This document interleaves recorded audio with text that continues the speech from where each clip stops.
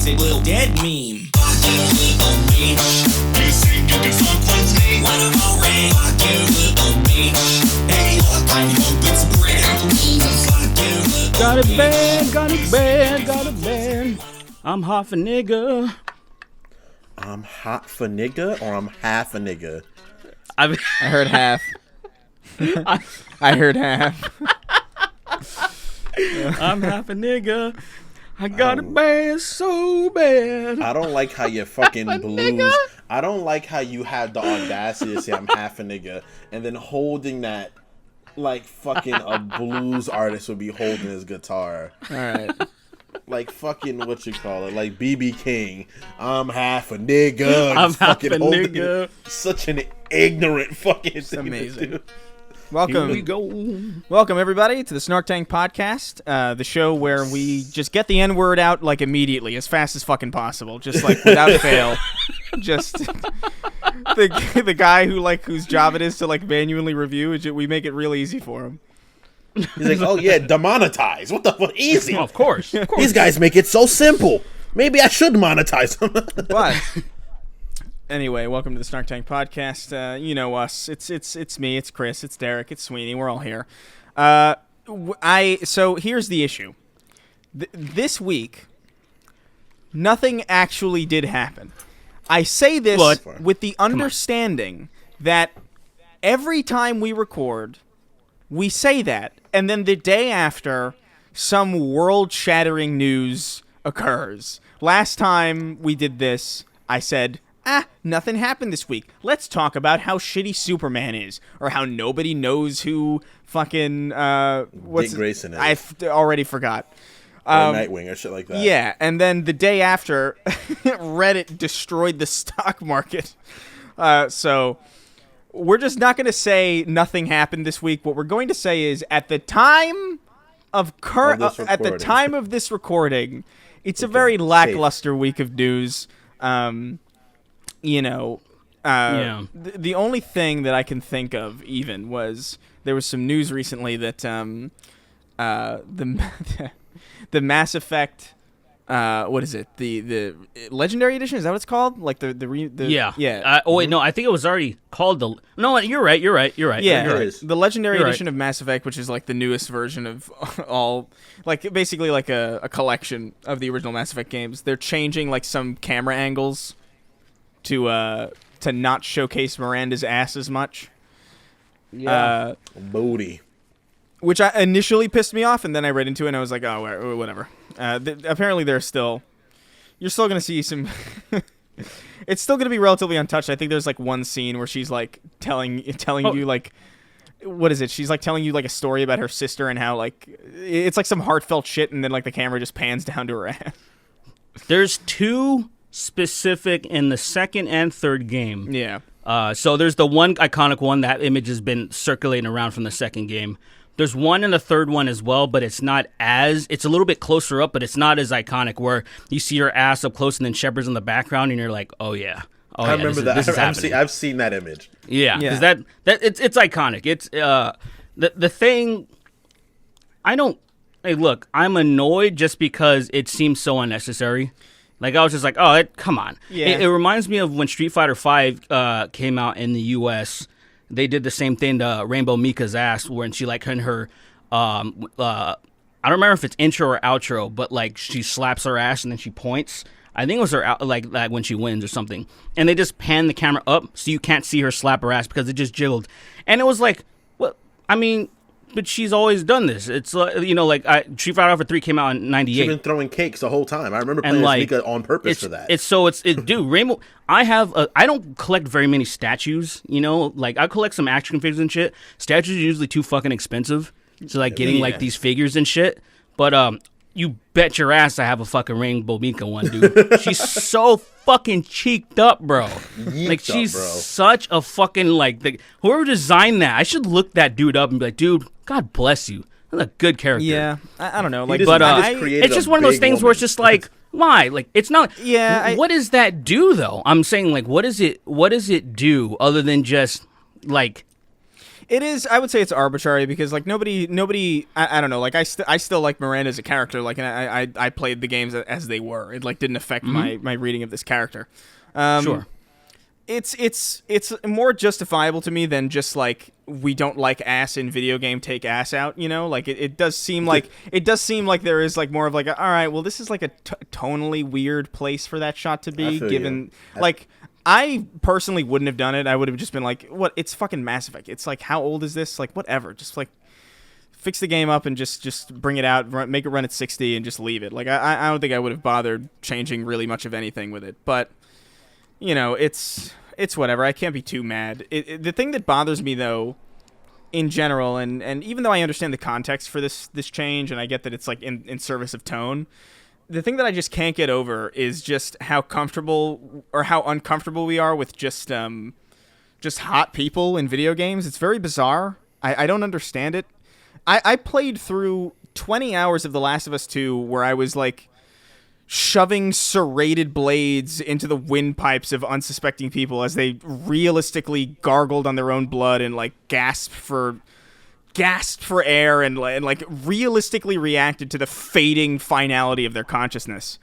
And like you're bludgeoning puppies and you're fucking killing people's kids and they're just like, my son Dave, and it's like that's like totally like fine, but like for some reason like there's this big stick up everybody's asses when it comes to just like anything even remotely sexualized. I think it's I just think it's weird that we're so comfortable with murder porn. And we're just not comfortable with like, oh, that's a good ass. Like it's just fucking weird. Because people separate that from video games out of fear that we're gonna make little kids perverts. It's like newsflash, everyone's a pervert already, dude. Well, see, that's the conservative take on it, and the thing that's weird about it, that's not what's happening, and that's what annoys me. That's really the only thing that annoys me. I get really angry when the gaudy religious zealots that are like, take all this stuff out of the game. I hate sexuality, but you know, God is cool that he kills like everybody on earth. It's totally fine. Like that type of shit where I'm like, okay, whatever, dude. That's a little weird. But it gets a little bit weirder when like, say, fairly liberal people kind of make these decisions where I'm like, it doesn't. I just don't understand who it really appeals to. Yeah. That's kind of like where I get the confusion, where it's just like, I don't know who see, maybe, I don't know. I understand, like you said, tonal reasons where like, it's kind of unnecessary to show her ass in this scenario, but it's kind of like, it's such a trope in sci-fi that I feel like it's why not? Well, dude? she's literally a femme fatale too, like, you know, like, and she's designed that way. She's literally designed to be that, like, genetically engineered to be hot as fuck, which gives her she says it. It's a part of her dialogue. So it's one of those things where it's like, you know, I wouldn't have, see what would have happened if they didn't say anything. I probably would have just went like, I may have even skipped it. I may have been like, I may not even remembered. And somebody may have brought it up that like, oh, what the fuck? And I would have been like, oh shit, they took it out. That's weird. That would have been a reaction right there. It's weird that they mentioned that they did anything. Like that is weird. Like they could have just did it and not told anybody, and probably most people wouldn't have noticed. I know I wouldn't have noticed. I don't play Mass Effect for the ass. There's enough. The internet exists. You know, like I'm not gonna play a video game to get off. That's insane. There's enough ass. Well, I mean, that's you, Chris. Did you see the whole Resident Evil thing? Did you see the whole Resident Evil thing? People lost their fucking... I've never seen some people admit that they've never been with women so much than the amount of people that fucking went crazy over the fucking tall girl Resident Evil. I've seen I've seen taller girl than guy porn since I was like 13, 14. This is not new. Even slightly to me. I mean, she's a tall woman with large boobs. I've been seeing that for years. 9 feet tall is pretty hilariously tall. I mean, that's hilarious, but I've seen tall girls with short guys before, and I've laughed my ass off at it. Like, this is hilarious. Have you seen fucking, what is it? Those drawings of like her lifting Master Chief up because she's like 2 feet taller than Master Chief? That's fucking disgusting. That's so scary. Tall as shit, man. She's 2 feet taller than Master Chief in the fucking Mjolnir armor. Yeah, in the suit. That's so gross. She's huge, man. She's a huge one, and it's pretty interesting showing how many people like have that fetish. I mean, that's never been It's never been a fetish of mine. I've never. I gotta say, I'm happy for large women because they have so many insecurities. I've dated like back in the day. I've dated some.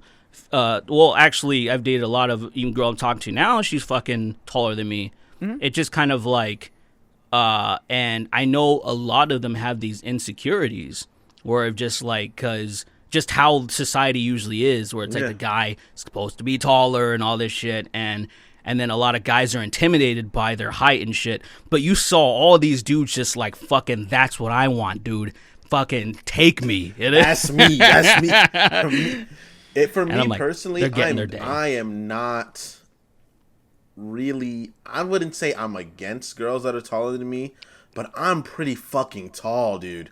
Like I'm like 6'2". A 6'6" girl, me dating, that would make me very uncomfortable. You said it would intimidate you. It would intimidate you. That would make me it's just like this, because not even like they're taller than me. This is a very tall human being, period. Yeah. So I'm just like, I don't want you blocking my shot in basketball. I don't want to try to I don't want to try to yam a basketball on a hoop and then you just fucking go up and block me. I'd be like, damn. Or like, I ever have trouble reaching something and she just reaches it for me. And I'm like, yo, I'm tall. Yeah. What are you? What are you? You're just you're the siren head. I've never minded. Pretty much. I don't know. I've never really minded the height thing. It's whatever to me. Yeah. But it matters the scale though for me, definitely. The scale matters. Height in general I never thought about it because where I live, I grew up with so many Mexicans, like North Mexicans, and they're all like average height. 5'8", 5'9" is usually the tallest. That's like average. And they're all like around my height. I never really noticed anything. There was a few, like my friend Chris, that was, he had a growth spurt in junior and then he was a 6-something all of a sudden. Yeah, but barring that, everyone was kind of, definitely. But like barring that, I didn't think about it until there was 2 instances. It was when I started doing a lot of online stuff, when I actually became a YouTuber like full time, and I was in the Heathrow airport at London, and they're just taller over there, like everybody on average. And I met up with some a lot of my viewers when I had a layover, and we all took pictures together, and there's this picture of me where everyone is taller than me, even the women. They're all taller than me, and people are like, what the fuck? And then how short are you? I'm like, I'm 5'6", man. And then I saw like a lot of people make a big deal out of it, where I was like, I never really heard this growing up. I'm a grown ass man. And there's people like, oh god damn, you're short, fucking. And I was just like, I guess I never really thought about it. That's so fucking rude. God damn, you little bitch. See, and that's the thing. Like it didn't affect me in the way that I feel like it intended. It would normally affect some people because I guess I was fortunate enough to not hear that shit and be like insecure about my height, I'm just like, well, this is how tall I am. My fucking dad was probably 2 inches taller than me. My mom's short as fuck. I had no chance, except for my mom's brothers are all above 6 feet. So that's like, oh, thanks, mom. Like you couldn't have given me some of that shit. But man, it was interesting. The internet really kind of brought that whole thing, and then that's where I first heard the fucking term manlet and short king. I've never heard any of this shit before. Oh yeah, no, those words didn't exist before. I'm convinced those words didn't exist before like 2017, 2016. Fair enough. Like I've never heard short king before that. It's weird because every girl I've dated has been like smaller than me. Like my current girlfriend's 5'2". I'm a foot taller than she is. Yeah, and she's small. She's like, don't you even hurt in your our back house trying to kiss her? Do you like hurt your back trying to fucking lean in and kiss her? She's not that small. I adjust my neck down. I mean, a foot is pretty. That's a pretty massive. That's a significant. Fucking. It's pretty significant, but like it's not problematic. She has to tippy toe to kiss me. I'm pretty sure, but like it's not like she has to jump. No, what you can't. Somebody, she's how tall is she? She's 5'2", and a half, I think, something like that. And I'm 6'2". She can't possibly tippy toe to reach you.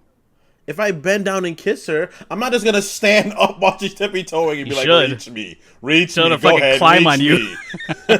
That's what I'm saying, though. It's like it's more than just tiptoe. Like you have to fucking. I have to help out. You have to turn yourself into a fucking Tetris piece. But everybody tilts forward a little bit when they kiss. Not if you're with somebody who's exactly your height. That scares me, dude. I've dated a girl that was nearly my height. She was like 3 inches shorter than me. And sometimes she scared me when she got mad because I thought she could be like a viable challenge. So like I'd be like, I would jump back when she'd start yelling. I'd be like, "Hey, don't do this." In my mind, we're equals. When I was in Arizona, I think this was 2008 or something, and I met up with a girl that was 6'1". And that shit was fucking wild, dude. She's so goddamn tall. It was so fucking. I only met her with her twice. Like once. Was that like a date? Yeah. The first one was. I'm actually surprised that I met with her again because her fucking friend came out of nowhere. Like we were meeting up at a restaurant or whatever to like get some coffee or some shit, and then her friend showed up just to make sure. I'm like. Make sure what? I'm like, you'd fucking destroy me. You're fucking Amazon. But her friend was just being, I guess, having her back. And like, I was like, okay, cool, whatever. And then we met up a second time and stuff. And then we actually went to a Halloween party. And it was just, man, it was so fucking crazy. I was like, dude, this chick's too. This chick's too. I basically we got into a little bit of some of her friends. Like, this was Arizona, so they were all very conservative, and she was extremely liberal, like very against guns, and it got really just stupid at the party. There was an argument, and I was like, this bitch sucks. Like at the end of the day, like it just kind of got weird, and then it got weirder because one of her friends, not the same one, but another one of her friends started like hitting on me. And then she got way too drunk, and then her ex showed up, and then she started throwing up everywhere. And I was like, "Dude, I'm fucking out of here." That sounds like a party. That sounds about like how parties go. It's very weird when parties like parties are hilarious. Whenever groups of people go to parties together, that it's always like. It's like Jimmy Timmy Power Hour shit, where like all these main characters show up and run with the side characters. Yeah, it's just all these main characters show up and they're like, all right, who's the main character now that we're all here? Like, I'm not gonna be a side character. I'm gonna throw up in the living room and make sure everybody notices.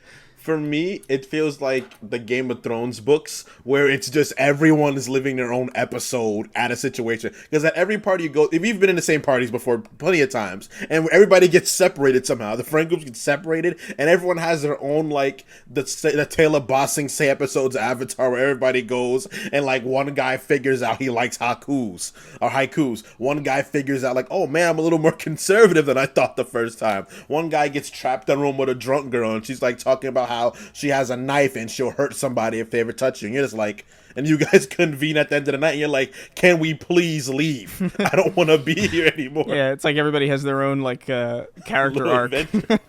I hate it, dude. Every party I've been to, every party I went to when I lived in upstate New York, when I lived in Poughkeepsie, every party I went to, someone revealed a gun. And I'm like, come the fuck on. Come on, dude. What's wrong with you? Poughkeepsie is a weird... I specifically avoided parties in Poughkeepsie. Like, if I was invited to a party in Poughkeepsie, I was like, you know what? That's fine.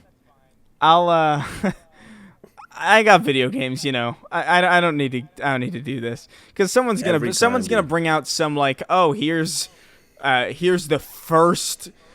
you want to see something? They'll open up their coat or whatever, and they'll have, like, a vial with the first rendition of SARS in it. And it's like... How did you fucking... Some guy has a slab of Jesus' fucking flesh from when he got crucified the first time. Like, yo, you want to see this? And I'm like, bro, why do you have that? Where'd you get that from? There's always somebody, like... Impressive. Poughkeepsie's weird because it's like a city, but it's in the middle of, like... It's in the middle of nowhere. Like, it's a city that's, like, in the middle of farmland. It's not like Manhattan where, like, you can drive for, you know, like... an hour and a half and still see like buildings and like city architecture. It's like this, you can go you can drive for 10 minutes in Poughkeepsie, and then you're suddenly in the sticks. You're like in the fucking woods. You don't know where the fuck you are. You can take a 10-minute walk, and you'll be in the fucking sticks. Yeah, so it's this makes no goddamn sense. So it's like you have this city environment where everybody's convening and everybody's like inviting people to their apartments for like for fucking parties, but then you also have these people who like who are like who live in the woods who somehow manage to get invited to these fucking things, and they just show bumpkins. up. Yeah, they just show up with shit that makes no sense. It's like, here's Hitler's Luger, and it's like, why? I was thinking of Luger too the whole time. I was thinking of Luger, and I was just like, someone's gonna reveal the Luger, something like that. It's just fucking crazy. Like, I'm glad I got the fuck out of that city, man. Like, it's so fucking what a terrible. It's insane, man. What a terrible place. But can we admit the Germans did something good by naming that gun Luger? That's a good fucking name, man. A Luger? I don't know. It just sounds cool. Luger as a name is kind of okay. Like I like Luger sounds I cool. like the Luger as a gun. Like it looks cool, and I dig the aesthetics of it. That's what Han's blaster is based on, right? Like a Luger. I'm pretty sure. I think it is. I think so. I'm pretty sure it is. Yeah. Oh well. Oh, that's kind of perfect. But like we were talking about, I don't know how we got here from Mass Effect and asses, but speaking of Mass Effect and speaking of Star Wars, I guess since we just kind of tangentially mentioned it. Oh yes, good so condition. a lot of people have been bringing up Knights of the Old Republic to me. I've heard this game for fucking years, right? Everybody's like, you got to play KOTOR. You got to play KOTOR. KOTOR is the best. Maddie, the guy who is on Colin's Xbox podcast, was telling me about it too. He's like, oh, it's great, it's great. And I was like, you know what? I'm gonna bite the bullet here. This is a BioWare RPG. It's a video game from like what 2002. 2003, maybe? 3, yeah. I have no nostalgia for this. I don't care about Star Wars at all. But this is apparently like one of the benchmark video games of all time. I should play it if I want any degree of clout. And I started it up. And I'm going to say something that might surprise you guys. I like it, like, quite a bit. I cannot believe you like... I am it doesn't make any sense at all. Genuinely in shock. It is done. That is done.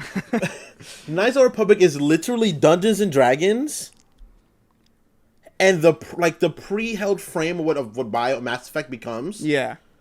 And Star Wars in like a very narratively heavy Star Wars experience. That blows and it's my like mind. It's like one step above turn-based combat. Yeah, so it's like literally. one step above absolutely. So there are things about it. First of all, it's definitely old. It's horrible. It's I can't play it on my PC. I cannot play it on my PC. I will say it plays way better on the Xbox. I will say that. Like it looks way better on the. But there are things about it that I find inexcusable. Like the fact that like I'll die and I won't have any idea of like what killed me or why I'm dead or like how accurate my health is reading, because there's no on-screen indicator that you're taking damage aside from like a bar in the right hand going down. Yeah, look at your health. That's what you got to look at it. You gotta but there's no no controller vibration, and I'm like, I'm pretty sure even like Halo 1 in 2001 had like controller vibration when you were taking damage.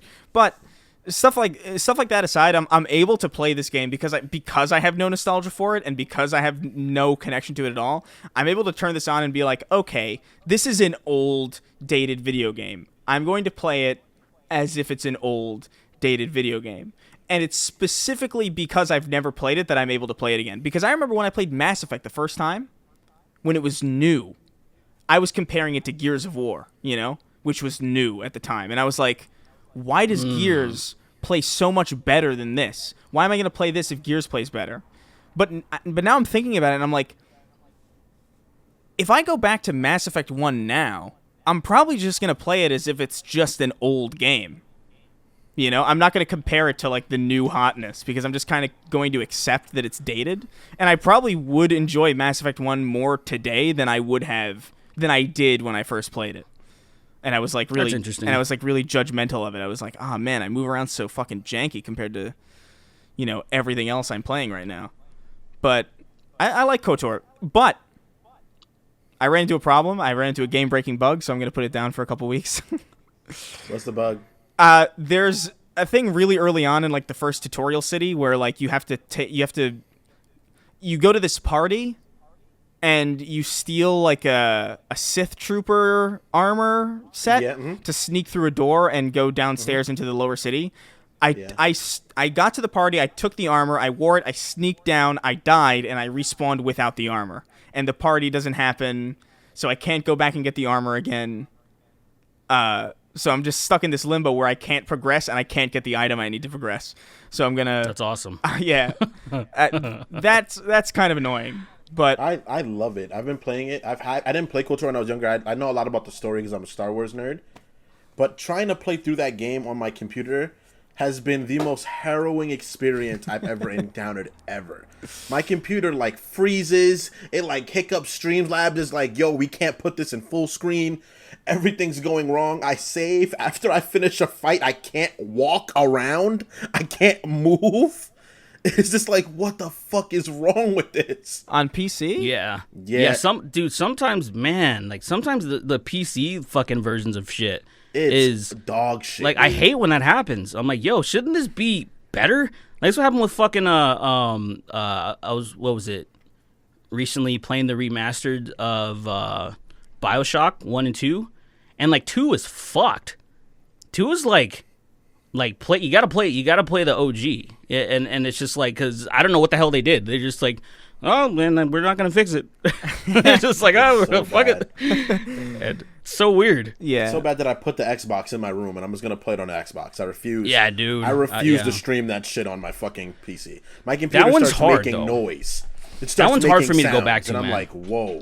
Your PC's making sounds from streaming that? Because it's confused. The computer's like, I don't know what you're asking me to. I can't meet you here. A lot of those games were built with really like the way that a lot of developers at that time describe building games is like they describe it as like toothpicks holding up this like it's like toothpicks and glue is like pretty much all that's like. The code for Halo 2 is hilarious. Like it's I'm pretty sure it's on like a PowerPoint type thing. Like, it makes no sense how that thing is able to run, but it just is. And KOTOR is definitely one of those where it's like you can tell that, okay, this was built with like some crude shit. And I bet like a modern operating system is probably like running that game like what? Like, I don't know what this is. Yeah, what the fuck? This is foreign. I'm pretty sure I played KOTOR and it fucked up the aspect ratio of my camera on my Streamlabs, so my camera looks funny now. Yeah. That's awesome. And I'm like, what the shit? Old games like that, man. Like, unless they were ported to PC like immediately, and maybe it was KOTOR. No, 2 was on PC though. When did the first one come to PC then? See, I thought the first one. See, I don't know enough. First one came on Xbox. I know that, but like, hold on. KOTOR. It didn't get ported right away. No, I don't know. I wouldn't know. I wouldn't. I don't know either. I have no idea. All I know is that KOTOR 2 came out for Xbox. That's why it runs. That's why, like, when I played it on my Xbox, what is it? The backwards compatibility thing. Yeah. Mm-hmm. That's how I was playing it, like, back in 2017 when it was like, hey, KOTOR's on here. I was like, oh, that's fucking cool. And but yeah, I haven't played it on PC. And the funny thing is, I just saw my friend fucking booted up on Steam just a little while ago. So I was just like, is this conversation? I don't know if he listens to the podcast, but like, I don't know. It's like, is this like KOTOR thing like happening everywhere? Now, you know, is it because since BioWare is being talked about, a lot of people are like feeling nostalgic and like pulling that up? Because I was like, why the fuck is he playing that? That can't be a coincidence. You know, I bet it's a combination of a lot of things. I bet it's a combination of the fact that EA's Star Wars license is expired, and now like a lot of people are like being like, oh yeah, you know, it's been a long time since we've gotten like a swath of Star Wars games, because we've only gotten like out of EA in the last like 10 years. What did we get? We got Battlefront 1 and 2. We got Jedi Fallen Order and that Squadrons game. That's it. 4. So there's not going to be another Fallen Order then? They can still make games. It's just that they don't have exclusivity rights to Star Wars. So now Obsidian can make a Star Wars game. Now Bungie can make a Star Wars game. Like, anybody can make a Star Wars game now, as long as they can. That'd be terrifying if Obsidian made one. That'd be a fucking insane game. Yo, if Bungie made like a Republic Commando, if Bungie made like a Republic Commando game in the Star Wars universe, I'd be fucking all over it, dude. Like, that's ridiculous. That premise is too good to be even. I feel like Bungie's trying to walk away from shooting games in general. No, they're making... like, let's do magic or some shit, because shooting, people got a problem with everything we do involving shooting. So let's just take a step back. No, they know. Make games about wizards. No, they know. Just straight up wizards. They know they're the best at that. Do you guys ever play that fucking Star Wars game that's like it's like Tekken? Oh, Terrace Kasai? Yeah, yeah, Kazi Kasai. It's so shit. It's fucking terrible. Masters of Terrace Kasai. Yeah. I never knew how to pronounce it correctly because I just like game? Yeah, it's like it's basically it's like the best way to describe it, I wouldn't even say Tekken, I would say Street Fighter EX Plus before Street Fighter EX Plus was a thing. Ew, I hate that game. Exactly. What is it? Star Wars? Star Wars Terrace Kasai. I always called it Terrakazi because I was like, what the fuck is this? I didn't even know what it was because I was never like a huge Star Wars. I was just like, my mom was like, oh yeah, my dumbass kids appreciate Star Wars, which I did to a certain extent. So she got me this game, and I was like, oh man, this is the clunkiest. Because Tekken was already a thing. Yeah. So it was like, fuck. And Tekken was already good. Like Tekken was fucking Tekken 2 top tier. Like Tekken 2 and Tekken 3 are PS1 games, and they're really good still. Like Tekken 3 still, like when Tekken 3 came out, that shit revolution, like that was it. Like Tekken 2 was already like, oh, this is pretty good. But like Tekken 3 fucking just blew everyone's mind. And the way the mocap was fucking just phenomenal. Yeah, it was so good. It was really ahead of its time. I always felt like it was like really futuristic looking. Like even when I was a kid, I was like, this looks like fucking. I like Tekken a lot. It had a lot of polygons in it when I was little, and I was like, that's cool. Yeah, those shapes are new. That's cool. Tekken 2 was my. Yes, it did. Tekken 2 was like my favorite. Interesting. Even though Tekken 3 I know is like a better game. Like I just am more nostalgic for Tekken 2. Like Tekken 2 with the final boss fight with the purple devil man. You've got to be fucking kidding me. Are you looking at Terrace Kasai? Holy god damn. One thing I'll say about them, I still have it. I still have it actually. Fucking if you can you can play it on can you play PS1 games on PS4? On PS5? Nope. You can't you can only play you can't play PS1, you can't play PS2, you can't play PS3, you can play most PS4 games, but that's about it. Interesting. Isn't that fucking ridiculous? I'm watching Han Solo fight Luke Skywalker with his bare hands, and Luke has a lightsaber. I will say they have some pretty cool like special moves, like their hyper combos or whatever. That's the only thing that I thought was pretty cool. Like, I remember Luke, like, throwing his fucking lightsaber at you and, like, fucking you up real good. I think Boba Fett, like, fucks you up good with, some, what do you call it? Flamethrower blaster bullshit? Yeah. And I remember some shit like that. I remember there was a couple of things that were, but mostly it was... It reminds me of Soul Calibur a lot. Yeah, the ring out thing. I that's the one thing I hate about Soul Calibur. I fucking hate ring outs because it's just such a it's an anticlimactic way to end a fight. Yes, for sure. Yeah, it's the worst. But I mean, at least when I would always try to ring myself out after I win too, though. You kind of have to do that. Yeah, that's always if you win, try to throw yourself out too. I love the fucking intros. One night, an enemy will find his way through the darkness into blinding lights. I'm like, what the fuck is he talking about? I just want to fight. I don't want to hear about backstory of the stage Soul Calibur, and how a king fell asleep forever. I loved Soul Calibur. Like any of those. Like I used to be so into fighting games. I don't know when it stopped. Like I used to love Soul Calibur. I used to love Tekken 2. I used to love fucking Bloody Roar 2. I used to love fucking all these games that I just like fucking adored. And then I just like I don't know. Like I played the Dragon Ball Z games and I was like I think I'm done. And it wasn't even because they were bad. Like they were just I enjoyed those Dragon Ball Z games a lot. But I think I was like at a certain point I was like, all right, how many times am I gonna just press square and punch someone? And I just stopped. I don't know what the hell happened. But Bloody Roar... I love Street Fighter. Bloody Roar, in my opinion, like Bloody Roar 2 is the one that I specifically remember because that's the one I played. But that game has some of the most kinetic, like...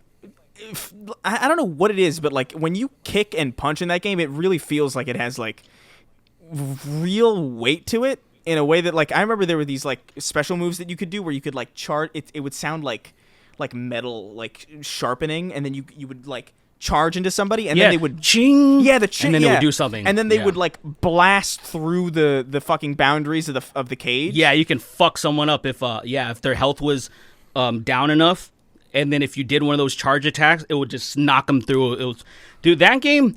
There's no game. Maybe Fighter Z, but like juggling, there was nothing better. Like when you were doing combos, that was the most fluid you'll ever see anything. And one of the coolest things when you would beat the game and it would show the credits, it would just have a bunch of them doing their combos. They would just link them all together.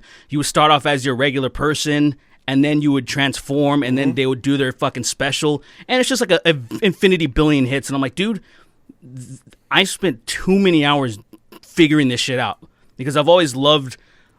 That's one thing I miss about a lot of fighting games, and what I did appreciate with Fighter Z, because a lot of juggles now, or like say Mortal Kombat, it's just all you have is a basic 3-hit combo, and then you got to do like repetitive bullshit, and it's not very fluid. It's not as good as it used to be. Shit used to be much more methodic and like utilize every fucking combo. You can link things together and it looks fucking awesome. Even just animation wise. I agree and disagree at the same time. Because I think that there was something different about juggling in old games, because it felt like the height in which you would knock them up to would be like almost out of the screen. And like seeing characters like look up as you keep hitting them up in the air. Like old Mortal Kombat did shit like that. Like fucking like, not old, but like Mortal Kombat like around like Deceptions and like mid 2000s ones. Or like maybe like Tekken or Soul Calibur had like a lot of like juggling-esque mechanics that were different. I think video games, they've become more frame data-ish now because they're bigger, so people play them more like mechanically and like more like systematically, I guess. What do you mean? Like people play the way video games are played now. I feel like they're just kind of different, you know. I mean, I understand what you're saying. Because of the amount of exposure to video games opposed to how they were when we were younger. How whenever we would see video games, you'd see somebody that's really good at a video game, right? And they would just be doing a lot of like cool shit. There'd be the one kid in your like area that plays at the fucking barbershop or the bodega that has a fucking arcade system in it for some reason. And that kid would be doing like this cool stuff, putting it together. But opposed to now, it's like this button goes with this button, at least less frames for this button to follow up by this button and that button. No, I understand what you're saying. It just seems more. Oh, you go ahead. No, I think I know what you're saying. You're saying that there's just more information about how the game works available to your that's probably true. Yeah, like you could just Google up like the exact frame, like when to hit square or whatever the hell. But like I don't think that has any impact on necessarily what we're talking about. I think just. I mean, I would still say that Bloody Roar 2 is like one of the most fluid fighting games that I've ever played. Like even just the way that characters run across the screen, it just like it has like such a flow to it that like Mortal Kombat, like I could never do it. Like something about Mortal Kombat was just really stilted and really like slow, and like I never felt like my punches went as far as they should have, and I never felt like my kicks were as grand as they should have been. Whereas which one though? Which one are you thinking? Like when you're thinking about like Mortal Kombat? All of them. I gotta be real. I can't even. 2D Mortal Kombat. Mortal Kombat 3 was fucking. I felt like you roundhouse somebody, you fucking felt that shit. And this was, to me, it was one of the most creative juggling, because it wasn't just like, oh, this move is set up to juggle you. Like say how it is now. The moves are designed. This one, it's gonna pop you up in the air. It's gonna do this. This was like you figure it out. Like I'm gonna be fucking Cabal, and I'm gonna do some shit, and it ends with hitting them up in the air, and then you figure it out. Like, oh, I can do a fireball now or some shit while they're up in. It's like it was much cooler. Or being Jade, she had like a crazy ass combos. This is like Mortal Kombat, Ultimate Mortal Kombat 3 era where I think it's like the best. But like, just for clarity, like I'm talking about like the one that I think of, because it's the most recent one that I've really played, is before PS4 came out, but like after 2010. I can't remember. 9. So there's maybe more. Yeah, the reboot, and then MKX was after that. Mm-hmm. Yeah, I'm trying to remember. It was in that era though. Like I remember just. Oh, if you said MK9, if you no. You know, he's right. You're right. It was if before PS4 it was MK9 for sure. Yeah, and I just remember being like, this isn't bad, but like I don't know, just something about like the short hops and like I don't know. Like I always preferred like the way Tekken, the way Tekken functioned, or at least like what I have very limited experience with these Tekken franchises. feels so fucking satisfying when I you love the like hits, dude. the hits are so satisfying, and the sound. When I was little in Tekken, I thought when you would hit somebody, there'd be like a red spot, like where you hit them. Yeah, and I thought that was blood coming out of people's heads. Me too. And it was just like, holy shit, calm down. I was like, King, you kicked him in the face, and blood came out of his face. I don't want to play this game anymore. It's so good, this is though. too insane those games, for me. like, who did you? Because I remember I was like Yoshimitsu and King a lot. I was King, and I was King, and then I was Jin. I love Jin. What was the fucking the Duke Nukem looking, like Johnny Bravo looking guy? Jack. Jack. Jack was fucking cool. Jack was fucking cool. Jack Man, he was was just a fucking meaty robot. They just made him look like some giant guile dude. And then like, it was Eddie. Eddie was my boy, the guy that did the Capoeira thing. Yeah, that's when they changed the game where it was like Tekken is now accessible for everybody because you can button mash and then he just does Capoeira and he'll fuck you up. And, everything goes into everything else. I hated that shit. We had tournaments where you couldn't use Eddie for that reason. There was just like you can't because you can't cheese because pretty much everybody that used Eddie, like I figured out how to use him correctly, but it didn't matter. Somebody that doesn't know what they're doing could still fuck you up because you just start mashing fucking like X and circle and he'll start dancing and he'll fuck you the shit up. And that's why he was like so. I love. It was so wild, like to put him in the game. But Brian Fury, and 3, he was the fucking cybernetic cop.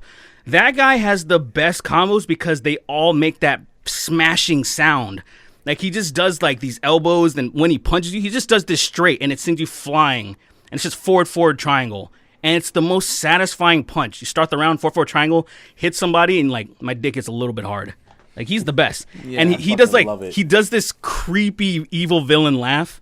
He's the best, dude. He was man. I love that dude. Remember there was King, and then there was the King, the guy that had the silver fucking mask on. He was the guy that found King. There was Armor King. No, it was the King. Like it was one character. There was Armor King when he had the spikes on his shoulders. I remember that, but then it was some dude that had a silver mask, and I was like, "This guy a silver leopard." I loved, dude. I always thought that was cool. When I was such an old thing. When I was a kid, I know what you're talking about. When I was a kid, I and maybe I'm still wrong. Like I don't know. I haven't followed up on Tekken lore. I straight up did just think that was just a tiger person. I was confused. He could roar like a tiger. Yeah, like he'd roar, and I'd be like, I don't know if people do that. Well, it got a little confusing because I remember somebody being like, "That's just a dude in a tiger mask, you fucking idiot." Somebody treated me like an absolute asshole, like because I just thought that he was like a real tiger person. But I'm like, you play as a bear in that game, like just a real ass fucking like Kuma. That's a straight up bear, dude. Play as a straight up actual for real bear, and like I think it's a person that turned into a bear, but like I don't even know. Bear. I don't even know that fucking lore. Bear. A person that turned into a bear and is now fighting in a tournament is no more ridiculous than a tiger person. You know what I mean? Right. Oh, excuse me, Chris. I think he's a leopard, so you need to really clarify. What confuses me is that the sounds he would make would be straight up animal sounds, and that was you can practice the coolest fucking thing, dude. That was the coolest thing. Like you do his fucking what the fuck? Like I still know his combo, the Link one, where you can kill. You can't one shot somebody with that anymore. They changed it.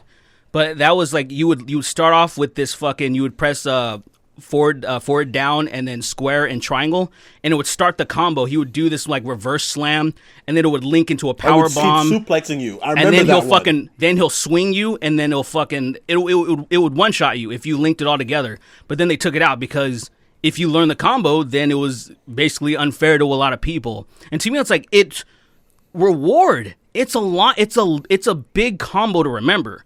And I still remember it. It's a lot of buttons to link it together, so I feel like it should always kill you. Tekken was always so fucking funny with their uniqueness. Dude, like I remember like Yoshimitsu's like sword when he would spin his sword and he would fly around. It's like, yo, what is this insane bullshit? I hate Yoshimitsu. Dude, he stabs himself. Yeah. For a lot. But if you get caught with it, like say if he stabs you and then you get stabbed, it like hits it takes way more life from the enemy, but it still takes way too much life from you. He's such a piece of shit. When he starts spinning on the floor and he just starts twirling around like a top, I'm like, what the fuck? I loved playing as Yoshimitsu. He was always just such a fucking baffling presence. But dude. But do you guys remember a lot of the? Did you guys play Soul Calibur growing up at all? Yeah. Yeah, we were talking about that a little bit earlier, right? Dude, yeah. Soul Calibur. I played Soul Calibur. The only game my sister was good at. My sister was good at Virtual Fighters. I hated 2 that for game. PlayStation 2. I didn't like it. I fucking hated And that she game. was Just worse Tekken to me. really fucking good at Soul Calibur 2 because she picked Link and she just learned how Link was bullshit in that game. Like entirely, he had way too much shit. He had straight up bombs in that game, and I was just like, what? She'd whoop my ass and then she would laugh at me. Can we talk about something for a second? Because I forgot about this. What a fucking raw deal for people that had PS2 like myself got, where you got Heihachi as your special character. Fucking Xbox got Spawn and Nintendo got Link. Fucking GameCube got Link, and then we got Heihachi.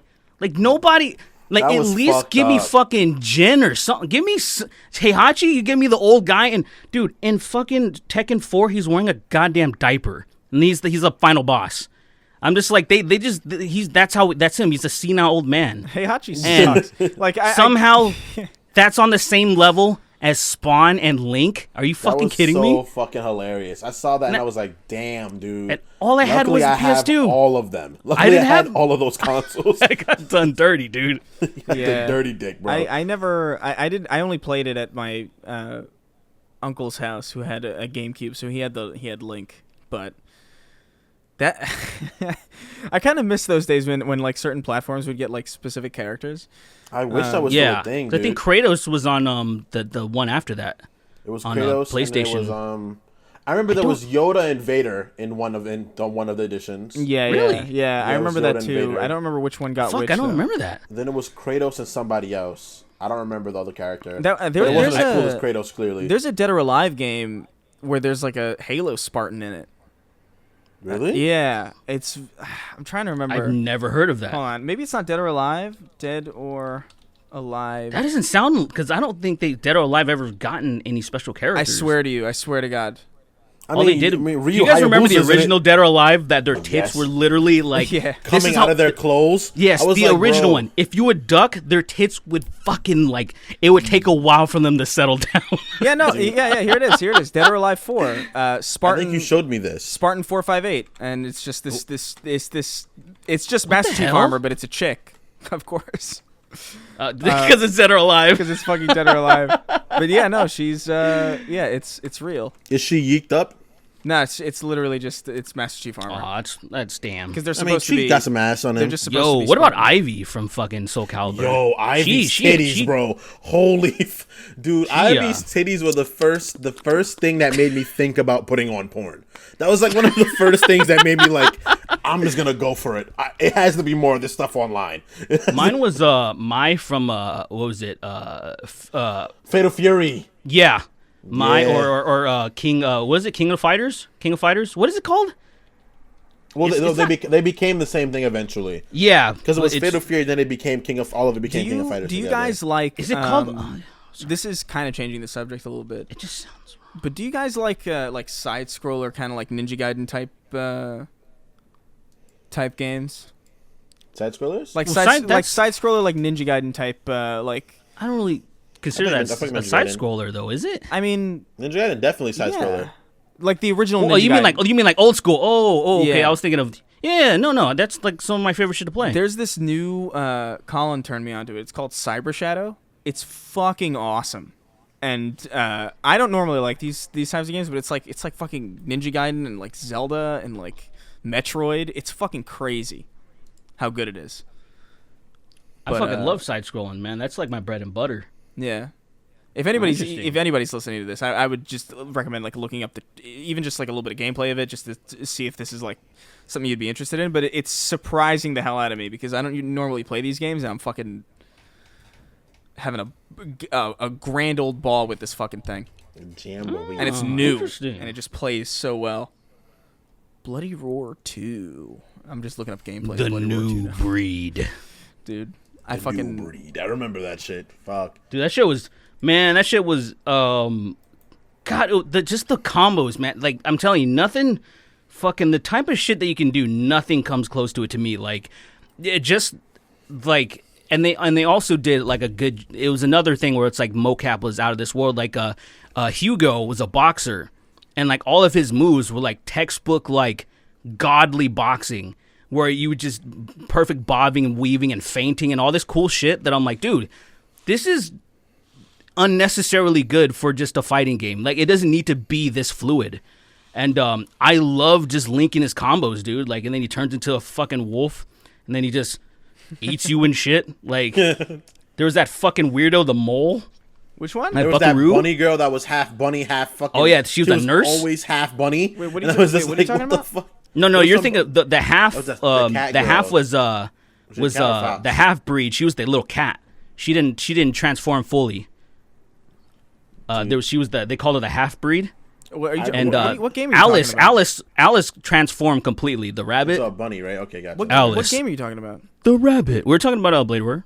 What? Bloody Roar? I think it's just 3. This might be 3 we're talking about. Maybe. Or 2. I only played 2. there's a nurse rabbit named Alice, in 2, and then there's I think her name's always Yoriko. Yoriko's the half breed. I was always that mummy fuck. Stun? Stun the insect? Stun the insect. The insect. He's a bum. He's just a fucking bum. Like, he's literally like the way that he's dressed and shit. Yeah. And he made the weirdest noises, like he was about to bust a nut, like I'm like, what's going on with this guy? He was so, he had his face wrapped up. He's so not a mummy. He was being experimented on by the Bushijima. He was the scientist that was fucking everybody up. Dude, I was like balls deep in this shit.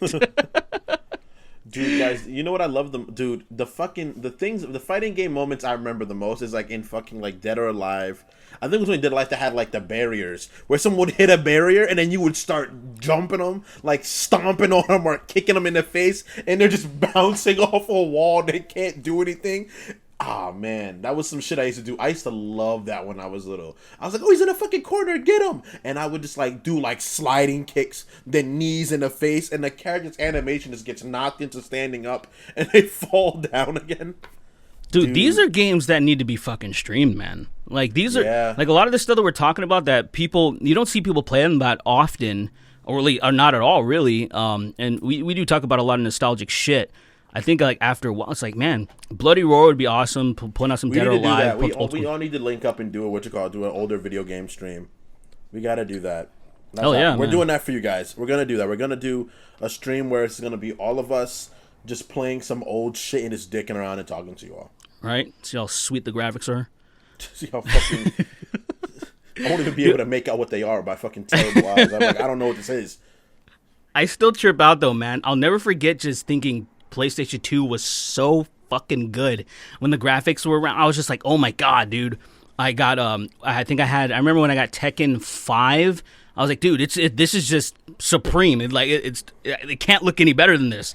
And God of War 2, I thought seeing reflections on the floor. I thought Halo 2 was the best looking game in human history. Like, it's so crazy. Like, my little kid brain was like, this is the pinnacle. It was the best looking game on the.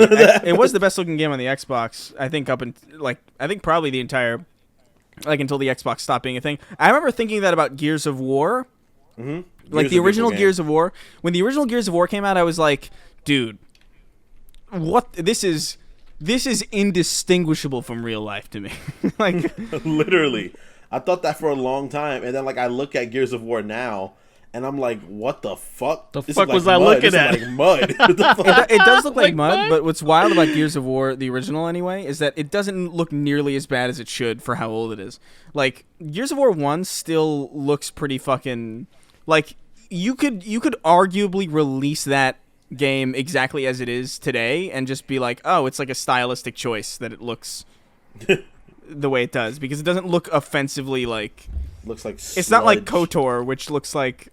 Oh my god, KOTOR looks so fucking KOTOR looks, bad, bro. That's rough, dude. It's But rough. you know what's crazy? The fucking cutscenes in KOTOR 2 look fucking insane, bro. Really? It has some of the most insane cutscenes in video games. I've I'm heard- like, wow. I haven't thought about KOTOR 2 because I heard that it was bad. I heard like most people don't like it.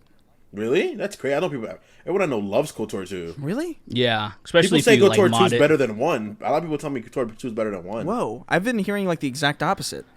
That's weird. That's weird when that happens. Yeah. Because I know more about KOTOR 2, and I know story wise it's definitely a better game.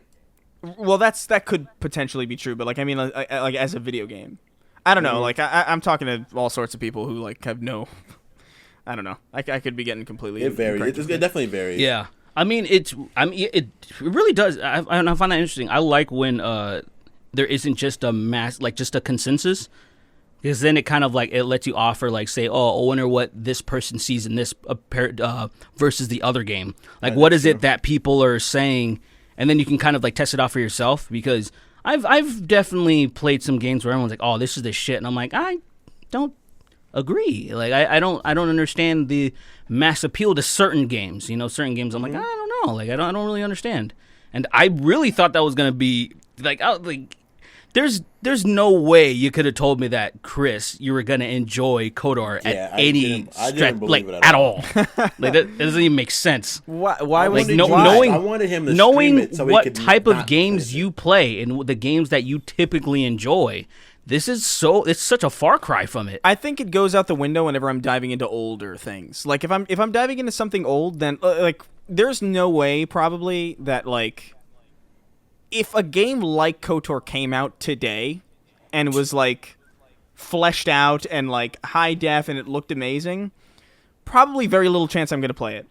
Honestly, like because it's like, look, man, I know that this is because especially if it comes out now, because now if a game comes out, it's going to be like, this is going to take 250 hours of your time.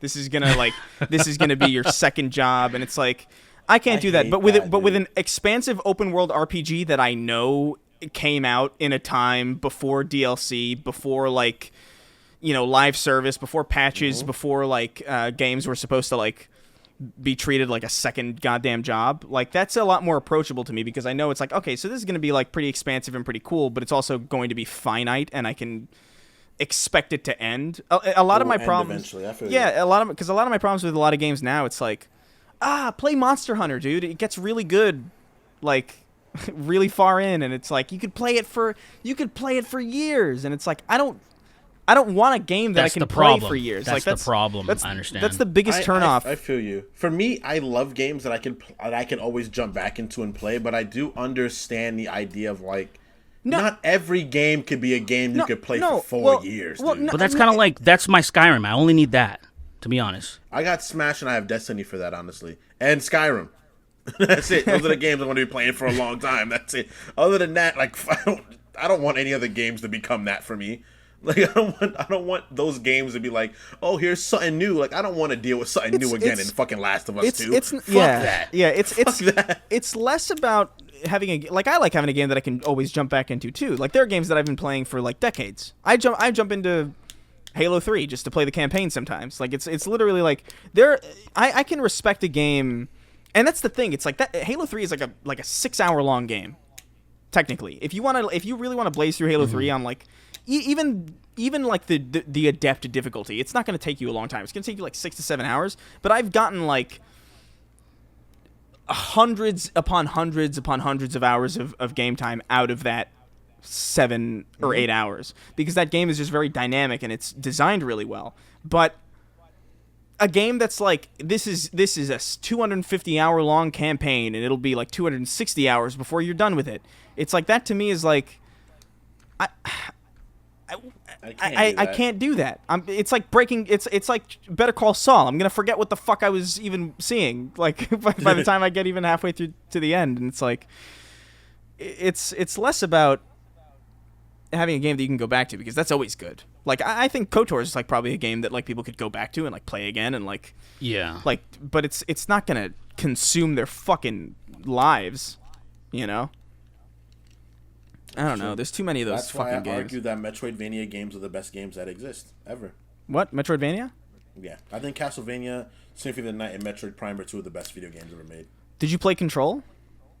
I have finally played Control. I didn't finish it yet, but I've gotten like pretty far, and it reminds me of that thing. It has a lot of those aspects in it where like you come back to the idea of revisiting stages with new powers. Therefore, like changing the stage's dynamic is very, very, very beautiful. I think that's. I want to play the DLC. Have you played it yet, Chris? No, I'm working my way through because they just put out the Ultimate Edition on PS5 or whatever. So I'm trying to because the original one, the original Control doesn't run well on PS4 Pro. It runs like shit, and like you need like a really good graphics card on a PC to run it because there's like ray tracing and by default. So it's like it's a really hardware intensive game. So I'm playing through it on PS5 now, but like I heard the DLC is amazing. I love Control. Control's so fucking it's a great weird. video game. And it's like Finnish. It's like a Finnish game, so it's like this weird. It's this very bizarre culture at play in this game, where like there's these like old. There's like this old janitor in that game that speaks in a language that I've never fucking heard before, but it's a real language, and it just like fucks me up every time I hear it because I'm like, this is like some fucking It's a good game. Babadook language, like. Babadook. But yeah, oh man. Since we're talking game, about video games, so I have fucking Bloody Roar 2 on my screen. We got some questions. I think now's a good time to jump into these. Yes, sir. Why the fuck not? Fuck Kangas Khan wrote in. He says, salutations, boys. My question revolves around the new images released about the Mortal Kombat Reboot coming this year. I actually didn't know about this. Is that a thing that's happening? I think one of our friends might be involved in it, actually. Wait, what do you mean it's finished? It's a game or a movie or a... No, it's a live action movie. Yeah. Oh, shit. I think one of our friends is in it. Actually, I'm not even kidding. What? I think Joe might be in that movie. I'm not kidding. Like as a stand-in. Like I'm not joking at all. That's... Oh, yeah, no, you're right. Yeah, I think he might be a stand-in in that movie, which is fucking hilarious. He's like Sub-Zero, though. Joe's fucking Liu Kang. Joe, our white friend, is Liu Kang. I'll be like, what the fuck is happening? Oh, you fucking great, dude.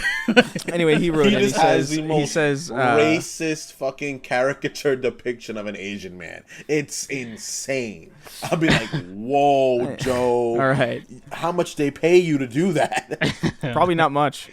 My question revolves around new images released around the Mortal Kombat Reboot coming this year. As a big Mortal Kombat fan, I'm excited, but if this succeeds, do you think it would set a now 3-movie path to a better better video game adaptations in the future in light of Sonic and Monster Hunter's successes? Monster Hunter? There was a Monster Hunter movie. Did it come out already? I just remembered that. I think it did. No way. It didn't come out yet. I think it did. No. But it wasn't like a blockbuster thing, was it? No, well, yeah. I don't know. 2020, Monster Hunter. I didn't hear about it. I heard it was coming out. It's just Monster Hunter, but the U.S. military is in it. Oh, so it's fucking what is it? Fucking Starship Troopers pretty much. on Earth or whatever. It's fucking nonsense. But he says, yeah, personally, as long as Reptile is done justice, I'm satisfied. Stay toasty. I didn't know anything about this. Well, some of it looks like some of the screenshot they showed. I'm like, okay, Sub-Zero looks cool. I'm not too worried about how the people look as long as they tried and they don't just do some bullshit where it's like, we're just going to make them look like whoever we want because I'm the director, like that type of shit. I'm just worried about the choreography because Mortal Kombat's never been about, they have a story, they have plots. I don't care. It's just throw some nice choreography together. Just entertain me. The first one, the 95 one, was entertaining. Mm-hmm. That's all it needed to be. The choreography still holds up if you think about that shit came out in 95. The movie itself is janky, of course. And then the second one was a disaster and unfinished. Like the 97 the one though. That shit's fucking dude. It's a bad movie. I love that movie though. I hate that movie so much. A movie's bad when you are 9 years old and you're in a movie theater and you're like, this shit sucks. It's bad because kids like everything. Like so, I was just like, what the fuck is this? They killed Johnny Cage right away. It wasn't even him. They replaced every actor. The chick from Billy Madison, she wasn't Sonya Blade anymore. Yeah, she wasn't. Fucking Shao Kahn was that Vin Diesel looking motherfucker. Basically, I was like, who the hell is this guy? This is Shao Kahn? I think it was some like whatever. They replaced Raiden, Christopher Lambert, with some fucking guy that was I forgot where he was from, and he was just some piece of shit that did a bunch of backflips and gave away his powers. And I was like, what the fuck? I was so confused. I will say one good thing about that movie. Cyrax versus Jax was actually kind of an okay scene. I like it. It's actually, that was okay. That's the only thing. I like that movie a lot. It's fucking bad, dude. Go watch it. Go watch it again. You're gonna be like, oh wait, never mind. I haven't watched that movie in, like, I'm being really serious, maybe 20 years. But like, I love it. I remember when, like, they had the thing where he met all the gods and the water came up and it had that really disgusting looking, like, fucking CG where they, like, yes, dude. It's animated the elements and the fire looked like orange juice. It was just so bad. It's so bad. He's talking to the elder gods and like, fuck you, you're gay. And then he's like, oh no, give away your powers, bitch. And then I was like, dude, oh my god, it's bad. It's as an adult, you just don't, like, you're like, oh, no wonder why I hated this movie, because you understand why it's so bad. You actually get to, like, really dissect what's wrong with it. And I was like, wow, I can watch it with the homies. I'll give it that. We can make fun of it. I can do that. But there's no way I'm gonna watch that shit in my leisure. Like, there's no way. I'm optimistic. Ever since Castlevania was created, I'm optimistic about everything. Bro, give me that shit. Give me animated shit like that, or just like a fucking Daredevil type shit, Witcher shit. Give me something like that. I don't think Mortal Kombat should be a movie in the first place. Really? There's episodic? There's too many things surrounding it. There's too many fucking realms for it to be a goddamn movie. That's true. Like, it's stupid. So it's I just hope the choreography is cool. That's all I'm just hoping for. It's just like it kicks ass, and that's it. Because then I'll be like, oh, okay, I support this. I'll buy a copy or some shit or whatever. But I don't have high hope, man. Fucking god damn, everything other than like the games as far as Mortal Kombat has been pretty much dog shit. Like, there's some of the games have been pretty cool. They've been doing pretty well like now, but media outside of it is just, come on, man. Yeah, I don't know. Fighting games, and I remember it always baffled me, like the movies that people decided to make out of video games. You know, like you see, like, okay, oh, here's a Street Fighter movie. Oh, here's a Mortal Kombat movie. Oh, here's a fucking oh my god, what was the other they did Prince of Persia? Here's a Hitman movie. Oh my god, wait, Jake. Dude, they tried Hitman twice. Hitman's not a fucking movie. That's like, you already have game. It's I don't know, like there's Mission Impossible and shit, dude. Like, there's spy stuff. 007 basically. There's we have our spy thrillers already. Exactly. It's okay. The fact that someone in a room was like, Hitman would be a good movie, and people were like, yeah, blows my fucking mind. Dude, they tried it twice. Dude, it's just a waste. Like, the first one, people were like, this was and they're like, okay, let's do it again. Dude, Resident Evil is a movie franchise that is completely unrelated to the games. Like, I don't even in the movies of Resident Evil, Chris Redfield dies like so fucking fast, like in 20 minutes, dude. I was like, what the fuck, bro? Dude, he dies so fast. fast. This franchise exists because of Asia. They pay for this shit. The Asian continent loves the fucking Resident Evil those motherfuckers, China, Japan in particular, they love those movies. They make so much money overseas. That's why they keep, because it's like, who do you know in the United States that's like, oh, that shit was dope. Oh, that shit, I fucking. Don't get me wrong, I've watched all of them. You're the fucking problem. I have watched all of them because of the fact that I'm told that, look, bro, this movie's terrible, and I'm like, it can't be that bad, because I'm like, okay, because think of it like this. Look, if you make one fine movie, right? You go and make another one up. Second one is not good, right? You would assume by the fifth time, my man, by the fifth time they're greenlighting your shit, you figured it out. But nah, not them. Not them. They're on try number 9 and they're still fucking. It's just throwing weird. shit at a It's just wall. weird to me that they choose like fighting game franchises to make movies from it, or like Doom. They tried and it's like what? It's all these games that are so gameplay focused. Yeah, It's so weird. Like you don't really need a plot, right? Yeah, it's like the whole appeal. Hold on. The whole appeal of like most of the games that have had movies built on them have been the gameplay. Quite literally. Like nobody plays Mortal Kombat or Street Fighter for the fucking plot. That's insane. That's baffling. Nobody plays Doom because the story is immaculate. The fuck? Yep. It's wild. And meanwhile, like, you know, the BioShock movie goes and it dies out in limbo, and like, you know, all these other things that probably like not that these would even be good ideas to begin with, because I think video game movies are a problem in general. I feel like they work better as TV shows. Nintendo canceling Zelda, the third Zelda fucking show for no goddamn reason. What? Remember they made like a? They made like an show. April Fool's like Legend of Zelda movie, and like didn't the trailer look pretty dope? But it was like an April Fool's. Do you remember that? Do you remember something like that? It was like IGN, right? They used to do those. Yeah. They used to do those. I remember seeing, and I was like, wait, why is this bullshit? This actually looked good.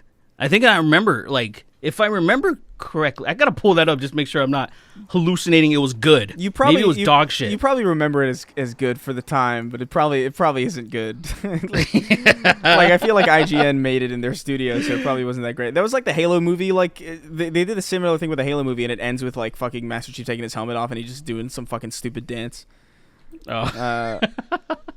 But I don't know, man.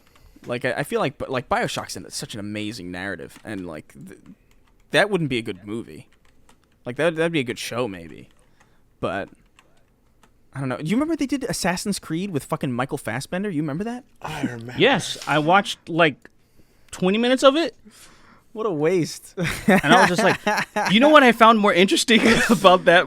You know what was more interesting? Learning about the stunts than the movie itself. Yeah. Like they were showing the stunts, like, oh, look at the free falling and all this shit they're doing. I was like, oh, it's pretty dope. That was way more interesting than the movie. I never saw it. But that was like, I don't know, man. Hitman, Assassin's Creed, all these fucking weird... Tomb Raider, again. They did like another one with Vikander. What's that fucking person's name? Vikander? Alicia Vikander? Wait, there was another one? Yeah, there was... Oh, you're right. Yeah. And then there was... Remember some of those fucking dudes were pissed off that her tits were small? Do you remember that? I remember that. I totally forgot about that. They made her tits small? God, fuck, man. What's the point of that? No, they didn't make her tits small. It's just an actress. If the actress wasn't busty like they didn't choose a girl like with fucking come actual on. Laura Croft or who played her before? Angelina Jolie. Angelina Jolie. Thank you. Yeah. So That's there was so some people stupid. that were like some genuine fuckboys. They were like, oh, and I was just like, well, I mean, whatever. Fuck boys. They're people that know what they want, man. Get out of here. But that's another movie, man. That's another movie. They're working on a sequel on it because it made money. Like that's like the Tomb Raider movie. The Tomb Raider movie. Made money? The Tomb Raider movie that none of us have heard of. Hey, yo, those new games were the SquareSoft games. They're pretty fucking good, man. Yeah, no, I think they're pretty okay. Yeah, I think people kind of I didn't play them. they're games that you should really only play once, but I had fun playing them. Did you finish all three of Played them? all three? I did not finish the third one. I finished the first two, and I actually beat the first one twice. I enjoyed it enough to beat it twice because there was enough in it to do where I was like, I'm having fun with this. I'm having fun shooting people in the face with this fucking bow and arrow, and her just dying. They're so good. Like she genuinely gets fucked up when she dies. Yeah, it's some of the most gruesome death animations I think I've ever seen in that Tomb Raider game. And that was one of the coolest things about that game. It was like, damn, dude, like it really makes you feel bad for dying. Like beyond just oh, I lost progress. It's like, oh my god, I'm like torturing this fucking person. But no, I think those games were pretty good. I don't think they were anything like necessarily like super special, but like they were really competent and pretty well made. The last one pissed me off because it was so close to being amazing. And there's this one choice that they make that they immediately, like, it would have been a bold, it would have been like a really ballsy, like really cool choice to make, and then they just completely walked it back. I see. Like at the end of the very mission that they made it, and it was just like, oh man, because like the whole time you're playing these Tomb Raider games, you're like, when is she gonna be Lara Croft? You know, because that's the whole this whole trilogy was about like, her becoming Lara Croft, from the original PS1 games, and I was like so stoked. I was so on board with that, and I remember I finished the first one, and I was like, well, Lara kind of sucks, but you know, it must be going somewhere. Like this must be like, okay, it's a character arc. I can get behind it. And then the second game happens, and it's like she's getting a little better, but she still kind of sucks. And it's like, all right, when is this gonna happen? And there's a moment in the third game where you think it happens, where it's like, oh shit, and you're fucking excited, and it becomes Doom. It just becomes Doom out of nowhere, and it's like, this is fucking awesome. And then they just undo it, and it's back to normal, and it's like, all right, well. It was so close, guys. I didn't play. I played like Tomb Raider, maybe 3 or 2. Yeah, that's fine. I was like, it's not like it's not like a game that like it's a game that everybody knows about, but it's not a game that everybody's played by. I was like, oh yeah, this is fine. I was like, this is cool and awesome and stuff like that. But I'd much rather be playing as Yoshi, throwing eggs and catching a baby after it gets knocked off my back. And I would just turn back on the 64 and play like Yoshi's Story again for like the 8th time as a fucking 4-year-old. The original Tomb Raider games did not age well. Like I'll say that. Like they were janky even when I was a fucking kid. I was like, oh, she's very hard to control, and I don't like how she moved, and it wasn't her animations like jumping. It was so slow. It didn't get it. Like it didn't like. There was a fucking game that nobody played, Pitfall 3D, that was better than like any Tomb Raider I played. Never heard of Pitfall 3D. Yeah, like Pitfall was a fucking, old school, right? That fucking like I think Pitfall's like Atari, or some shit. It is. And then they made a Pitfall for SNES, which I actually fucking loved. It was basically just Indiana Jones on steroids. It's actually a really fun game. And then they made Pitfall 3D, and I was like, I actually enjoy this more than like any Tomb Raider I played, and that's fucking sad. It's because weird. It was just it's really weird because it's shit, but it was better. Okay, what? It's weird though because I remember like playing Tomb Raider, like one of them, and I remember playing it quite a bit and not thinking that it played that poorly, and it's weird, like because I go back now and I'm like, oh, how could I have ever even thought that this was okay? You were a dumb kid. Like I don't know, like you were stupid. No, but even back then I was like sensitive to bad controls. Like that was something that I was even like the original Resident Evils. Like when I was a kid, I was like, this fucking controls like shit. Oh yeah, but at least those were by design though. Yeah, that's you know what I mean. Yeah, they're like, let's fuck with the people let's fuck with the players. Let's make it. I thought F-Zero were good games when I was little. I really, in my heart of hearts, in my little mind, would play F-Zero, and I thought they were good. And then I played, like, Wipeout, and I was like, F-Zero games are not good. Wipeout is so much fucking Wipeout's better. Amazing. Wipeout Pure? Wipeout Pure was a PSP game, and it was like yes, it's one of the best racers that I think I've played. It was so good. Wipeout's a weird series though. That's one that's like not super popular. That's but it's also like super important to PlayStation because it was like huge in like Japan or like the UK for like a while. But I remember Wipeout Pure being like fucking stellar. Amazing. Like, and the music in that game was great too. It was. That whole style. Like I don't know if you have you ever heard of Wipeout? I never played that. It was like a series of battle racers. Yeah, but everything had a very sleek, white, polished design.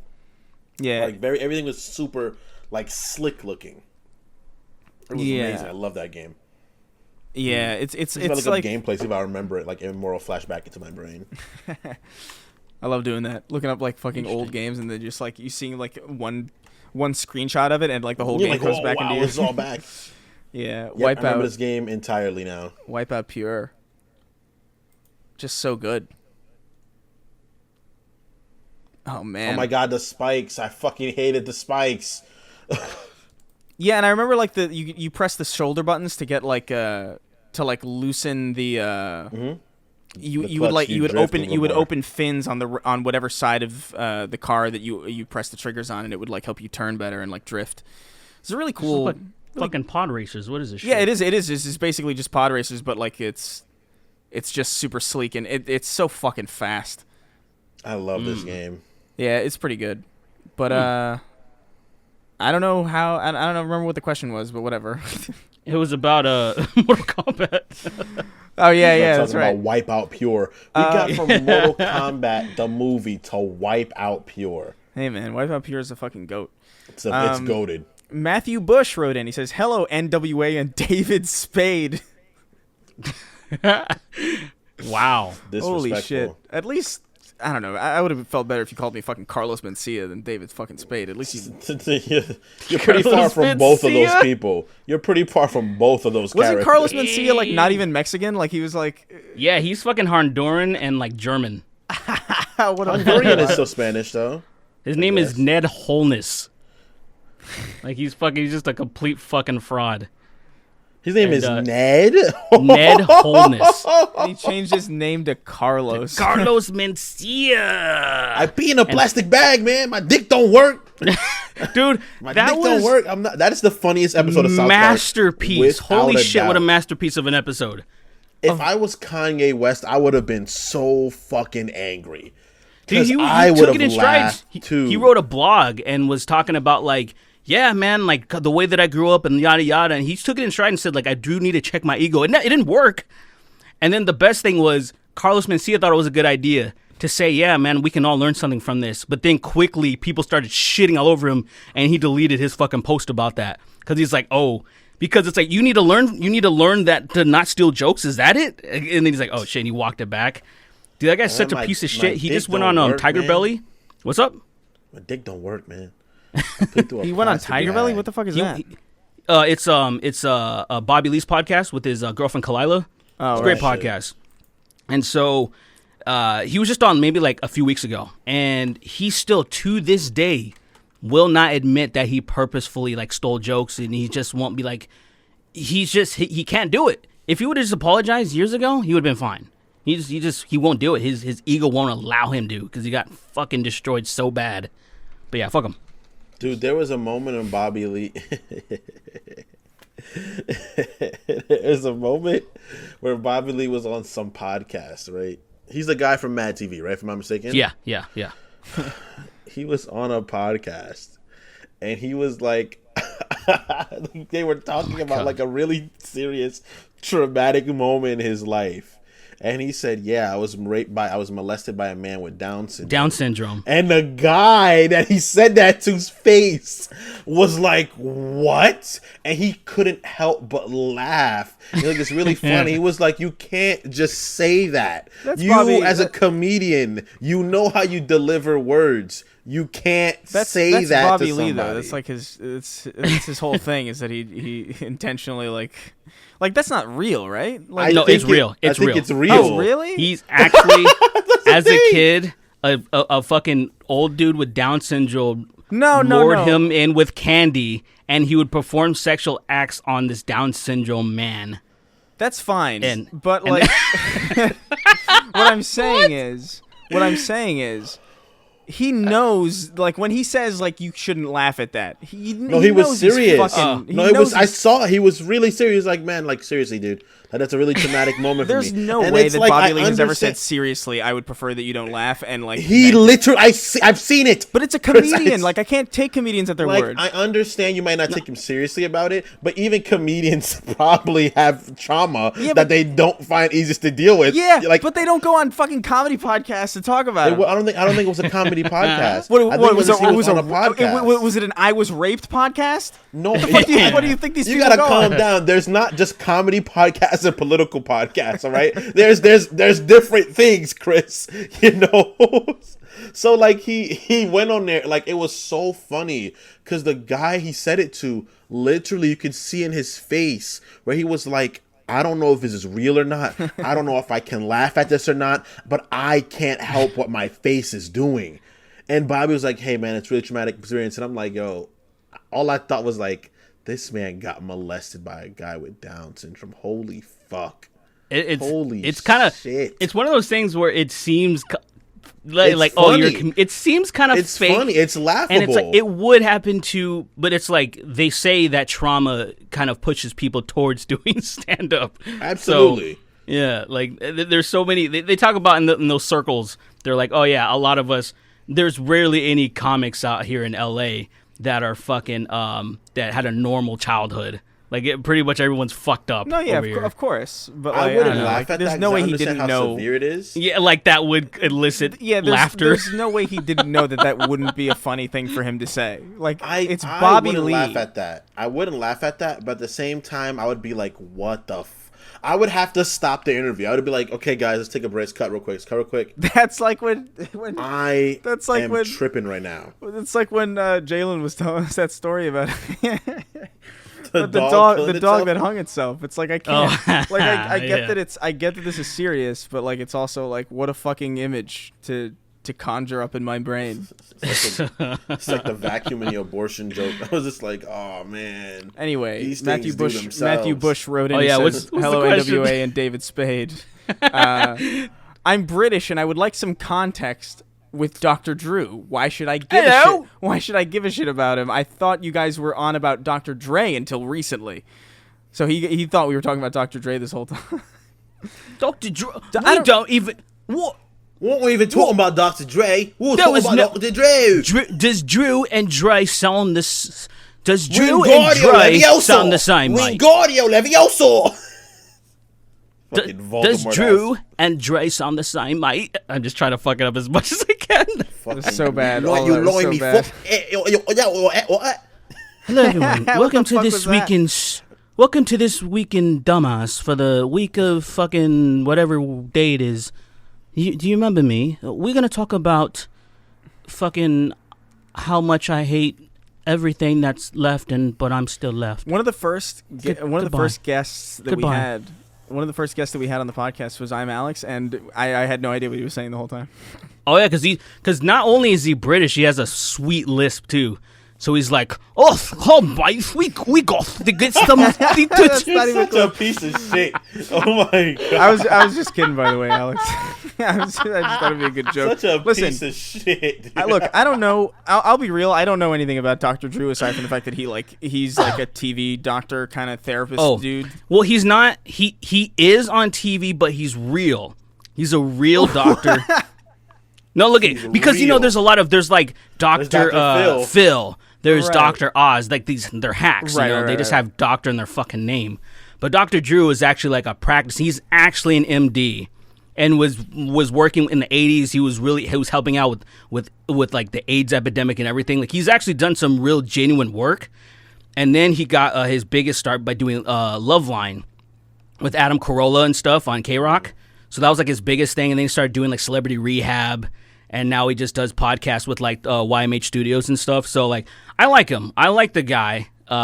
He's insignificant, really. Like it doesn't really matter. He's not like he's not like he's not like an A-list. Like the reason I even brought this joke up to begin with, like the whole thing, like, oh, Dr. Drew died today, is because like Dr. Drew is exactly the kind of celebrity that you would hear, oh, he died today, and you would actually look up, because if somebody told you that Angelina Jolie died today, like nobody would be able to tell you that because you would know already.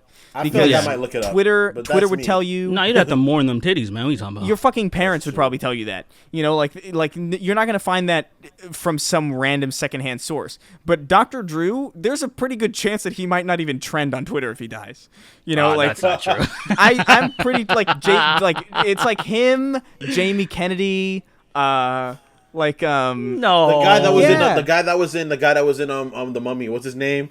Brendan Brendan Fraser. No, Fraser? Brendan Fraser would Brendan definitely Fraser. trend. I don't think Brendan Fraser would trend. dude, they're on the same level. No, what? Brendan Fraser and Dr. Drew? No. Who'd you mention? You mentioned after Dr. Drew. You're Kennedy? name dropping. Yes. No way. Dude, Jamie Kennedy for a while was really The shit. fucking popular with He was the Malibu's shit. Most Wanted Exactly. and He was the shit. shit for a hot minute, bro. But listen, And Son of the Mask or whatever, that shit was a he hit, was. dude. I guarantee you, this is gonna be another movie's fucking. dog shit. That This is movie is gonna be. fucking Hold on, dog hold shit. on. This is gonna be another Jason Todd conversation because I guarantee you, you go up to people on the Oh my street. god. I guarantee you, more people will know who Brendan Fraser is than they will I know don't who think- Jamie I don't Kennedy. think any that's young absolutely person- no. I don't That's think not even a any- debate. That's true. I don't think any young person is gonna know who the fuck Brendan Fraser is. They but will. I do not. No, think actually, so. I don't know about Brandon that. Fraser No, hold hasn't on, been hold in on. anything in so Don't know fucking who long. Emotep Kingston. is though. Kingston. Don't know Emotep.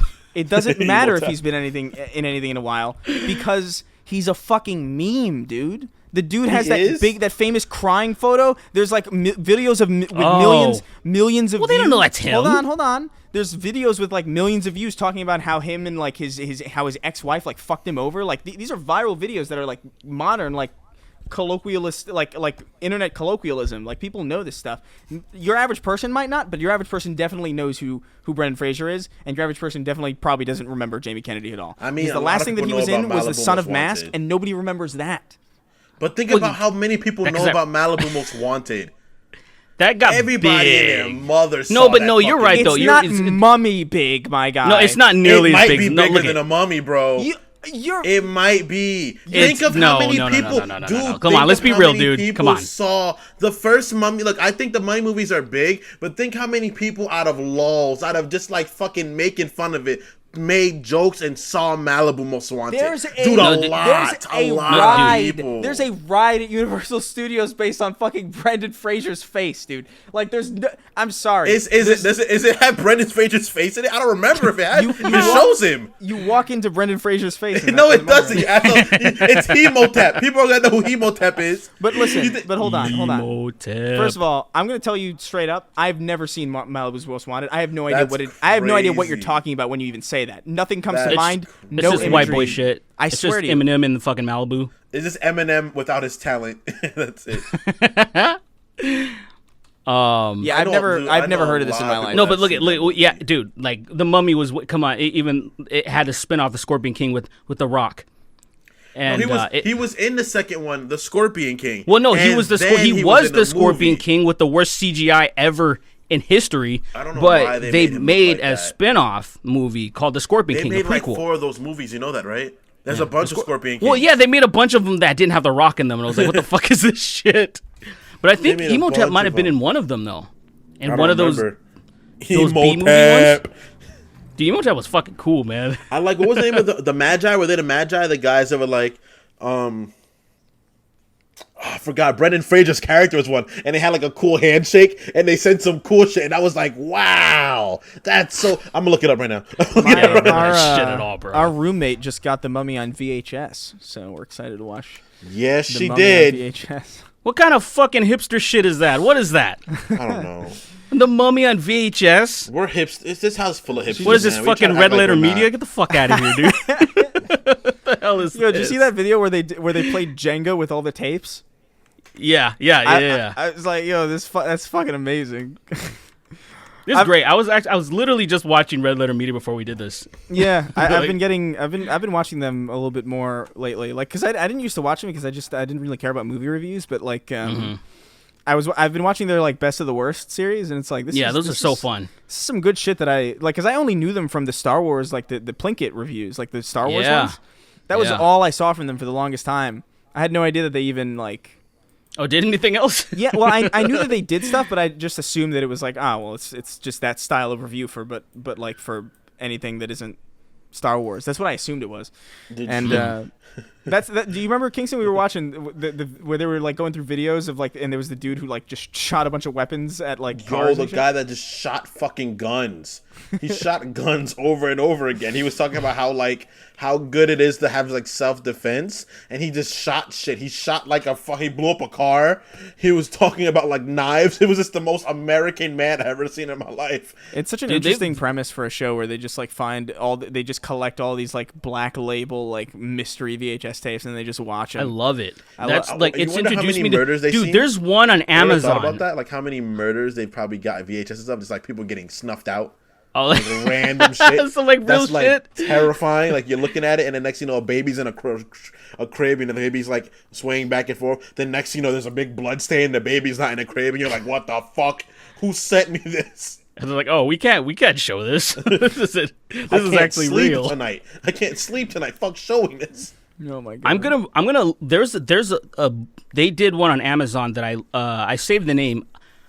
Next episode, I'll look it up later because that's one that we're gonna have the audience. Everyone's gonna have to watch it because it's the most absurd thing I've ever seen. Nothing comes close to it, and it's on Amazon right now. And I might have it saved on my watch list, but I'll check it later. It's fucking Oh my god! Like I really do appreciate that best of the worst shit because they've introduced me to a lot of just the craziest shit that I'm like, I can't believe somebody made this, and it makes me feel like, well, why don't I make something? like I can do what they're doing. Yeah, no, exactly. All right, what do we got? What do we got here? Did you guys see the third Mummy where he went to Asia? No, I did. I think it came out like 2008 with Jet Li. With a different girl. Do you remember? All right, maybe am I hallucinating this? Did Tom Cruise make a Mummy movie? Yeah, he did. He did. Yeah, but it did it not come out, or did it come? It came out. It came out and it bombed. Because they were going to do the monster universe. Like there was a whole part of it that had no audio, like a whole long part. No. Well, that was the trailer. This is what I was gonna bring up. Oh, okay. The trailer when they released the trailer and it just had like so Foley. And it had no sound effects, no soundtrack, no like narration. No, it was just people falling and like oh. That shit was amazing. It's to this day. How does that happen? I have no. All you have idea. to do is just watch it once before you fucking just push public save. They just watch it once. I don't know, man. Doing that shit before. People weren't doing shit like that in the 90s and the 80s. How the fuck you gonna be in modern time and fuck shit like that up? Dude, like, how do you not lose your? How do you not lose your job? Like, in fairness, the reason that stuff didn't used to happen is because the control of that of what went on or what went up wasn't centralized in the way it is now. Like if you sent out a trailer to like a TV station to like air, like they would watch it before you air it. They would watch it before to make sure that everything was fine because they had to, because it was their network that was on the line. It was just like, all right, well, and if something was, I guarantee you that they've probably received cuts of trailers that had no fucking audio before, and they were like, all right, well, this is busted, we can't show this. But now it's like, it's just some dude who's the social media manager, and they just upload a file. They just upload a file. Not even check it. That's right. Not even check. I've uploaded episodes of the podcast where it's just like entire silences. Like I remember one of them was just you. Yeah, it was just your audio. Yeah, there was one time where like I forgot to like I had everything edited correctly, but like I had two of the tracks muted because I was like messing with audio, and then I just forgot to unmute him, and I rendered it, and it was like, oh, this is a great episode of Chris talking to himself, and I was like, whoops. Fucking awesome. But I'm also like one dude who's not like being paid. Yeah, yeah, it's not like it's your sole job to be a fucking editor. Right? Yeah, true. Like if I did that at like if I was the editor for like another show, like I would just lost my job. Like Yo, there's a video still up on my channel. It was sometime in 2016 when I was in Greece, and my notes were a little bit off screen, and I forgot to cut out this little segment where I leaned off screen just to look at my notes, and I was a little bit stuffy, so I sniffed, and people were like, "Yo, dude, did you just fucking do a line?" Like hilarious. Like they totally were like, "Dude, you just fucking sniff." And I was like, yes. Yeah, so what, dude? That's what keeps me going. Exactly. It was easy to get in Greece, man. Yeah, the fucking cokeheads with their big noses. Good shit. Yeah. Alrighty, okay. All right. So we got. We got. I love the Greek people. We got two questions here, two that I think are pretty related. So I'm gonna read them both. Relatable. Chris was never dropped as a baby because he was never held. Wrote in. Oof. He says, hello, spiteful anorexic Joaquin Skellington, insightful pocket-sized Stevie Wonder, and Omega Chad Black Jesus. First-time patron, this is a first-timer, and a long-time fan. Welcome. What's one series, be it TV show, movie, video game, etc., that has been ruined for you because of the fans? For me, it'd have to be Doctor Who. I fucking hate that show because my friends never shut the fuck up about it. I used to be indifferent about it, but now I actively despise it, and the mere mention causes me great pain. And Ironic Robot wrote in, and he says, hello, unconvicted criminal trio. This podcast has kept me entertained during my workouts for a while now, and I have enjoyed Chris's videos for the last 4 years. It's been great and continues to be great, so thank you. So here's my thank you via this Patreon subscription. Here's the question. Do toxic / and/or cringe-worthy fandoms detract from your experience of a story, game, etc.? If so, what is that? I've I'm ready to go whenever you guys are. I'll let you guys go first. We've kind of been over this, but I wanted to answer this. I wanted to answer him because he's a first time writer in. But absolutely, all anime is ruined for me. Like anime. Like I'm not even fucking. All anime is ruined. It's hard for me. It's so difficult for me to get into an anime that I know is probably good, because I just feel so disgusting for watching it because I've just seen so many just fucking absolute fucking insecular bastards just running around. Like, I have lost love for the black community because of anime. Oh my god! Oh no! What does that mean? What does I mean, look at man. I kind of get it. You too. He got it. I kind of get it a little bit. I'm not saying. Hey yo, man. I don't know if this dude listens, but my homie Heavenly Controller, that dude, he just watches and reacts to anime, and I'm like, I like the guy a lot, but I'm just like, man, this nigga, dude. I'm just like, there's just something. Mad. There's just something. There's something there, man. That's just, I'm like, what? I think it was a tool by a white man to destroy the black anime. I can't deal with the fact that every single content creator that is of African American descent, period, they're always talking about, yo, man, you tell me Naruto ain't the coldest shit out there, and particularly talking about the RDC World, the one group. Dude. And they made it big, but yo, I can't even. If I see a content creator that's African American, I go on the preview of the video, and as soon as I see anime, I'm like, no, thank you, and I go to the next video. That's so I'm like, insane. no, thank you. I'm sorry. That's so insane though, because you watch anime. Not really. Not like I used. Not like that. Not like that, Chris. I used to watch anime. I admit that I was a huge anime fan when I was younger, and recently, as of very recently, I sat through the whole season of Demon Slayer. But I don't just watch anime like I used to. When I was younger, I used to actually sit down and I would watch episodes of anime. I understand what you're saying, but I've walked into your room countless times, and I turn to my left, and on it's Dragon screen, Ball or some shit on. On screen, it's videos about anime. It just is all the time. It's videos about Dragon Ball or something like that. Because Dragon Ball transcends anime. It definitely does. It does. People that argue it doesn't blows my mind. I understand it transcends it. Yeah, I agree that you're right, but still. It's still anime. but still. But no, I get it though, dude. It's why I can't. I was recommended the best. Here's the best fight scene for Naruto. Probably. I thought it was very underwhelming. And I can't give it another shot just because of the fandom, dude. I'm telling you that my favorite martial artist in the world, I conflicted with liking him because he's such a Naruto fanboy. Asanya, right? Huh? Asanya? Israel? Yeah, Israel Adesanya. I was like literally finding out he was a weeb was the double-edged sword of the century, bro. I was just like, I don't know if I like this dude no more. It's too much, man. Like, it's too much. He incorporates it. Look, people know. I mean, it's kind of right. Like, okay, obviously, I'm a huge fan of Mass Effect. I'm wearing this fucking beanie and shit. Okay, but like, it doesn't control my life. It doesn't like him.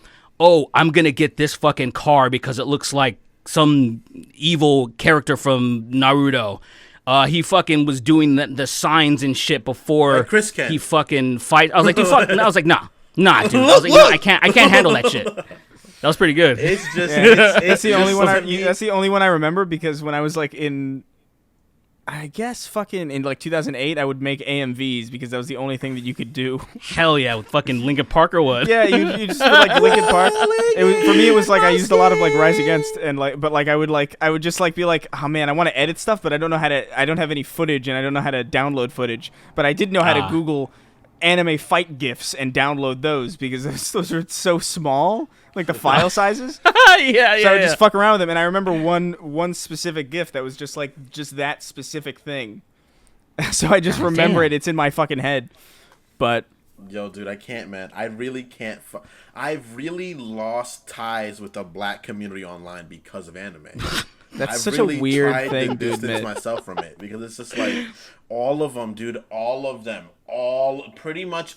If you look up a black content creator right now, if they're not talking about hip hop, I swear to God, they're talking about anime. No, that is something to literal God, and it's just I don't know what it is, but it's weird. I don't know why. Fuck, bro. Yeah, like I understand. Right. I understand the. There was I've heard some black folks explain why they like Dragon Ball Z so much, and I feel like it's for the same reason, but everybody does though. But they were explaining like the black community really fucks with Dragon Ball Z because there is so much strength within that show, and like it's one thing about like the black Americans about being strong and being excellent and stuff, and there was like ties to that they were trying to say, and I'm like, I understand that. I don't really understand like the Naruto shit. I don't understand, like, because I don't really know. To be honest, I don't know who that shit really appeals. It just doesn't. It doesn't do anything for me. It's not. It's one of those shows that I know that there's a lot of women that really like that show. I'm not sure why. Like, I don't know what that means. I know exactly what it means. I just don't want to say it because I feel like you guys aren't ready to hear it. I'm not gonna say it, but I know what it means. I'm just saying, like, is it because there's some, but it doesn't look like it's a show like Sailor Moon that's designed for like women. You know what I'm saying? Like, but it has a huge, large. Sailor Moon was designed for boys too, but yeah, I feel you. It's men like Tuxedo Mask is my boy. That's my homie right there. That's my fucking boy. Like my the next band project I do is gonna be called Tuxedo Mask. Like I've already decided that. That's awesome. That. I love that. Yeah. For the whole band. I was like, dude, my band's name's gonna be Tuxedo Mask. I don't know what the project is, but the next thing I do, that's what it's called. And I fuck with that shit heavy, but. With how they set it up and with the and the marketing and stuff and being like a Sailor Scout and everything. It's definitely like a feminine like anime. Yes. I don't think there's anything wrong with saying that. I think I don't know, like I never really even when I did like Naruto for like the first couple episodes, like I think I got this won't mean anything to you, Derek, because it's like very specific, but like I got up until the Chunin exams. Like, that was when I stopped, and I was like, I'm just over this. And I don't know how many episodes that really is. Probably not too many. I don't think that's far in at all. That's like 30 episodes, maybe. Yeah.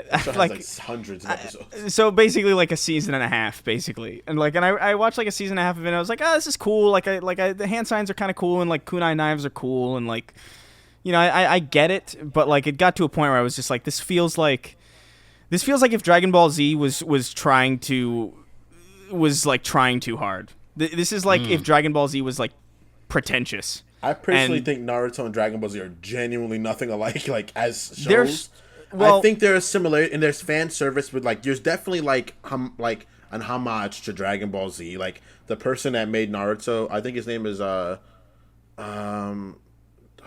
forgot. Wow, that's crazy. I forgot. Fuck him. But like you could tell that like he was a fan of Dragon Ball. Like no, pretty obviously. much every other human has been a fan of Dragon Ball. No, Dragon Ball does transcend, and I understand why. Like, I mean, even in the Dragon Ball Do-Rag, that fucking song by what's his face, Thundercat. Yeah, like it's Dragon Ball